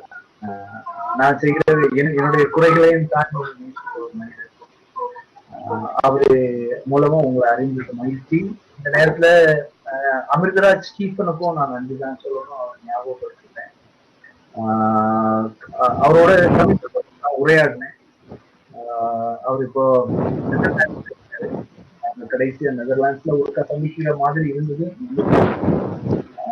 எப்போதும் என் குழந்தைகளுக்கும் என் மனைவிக்கும் இந்த பணிகள் மரச்சாலை பயணத்துல என்னோட அவர்களுக்கும் நான் இந்த நேரத்தில் நன்றி கூறி நான் நிறைவு செய்வேன். நன்றி.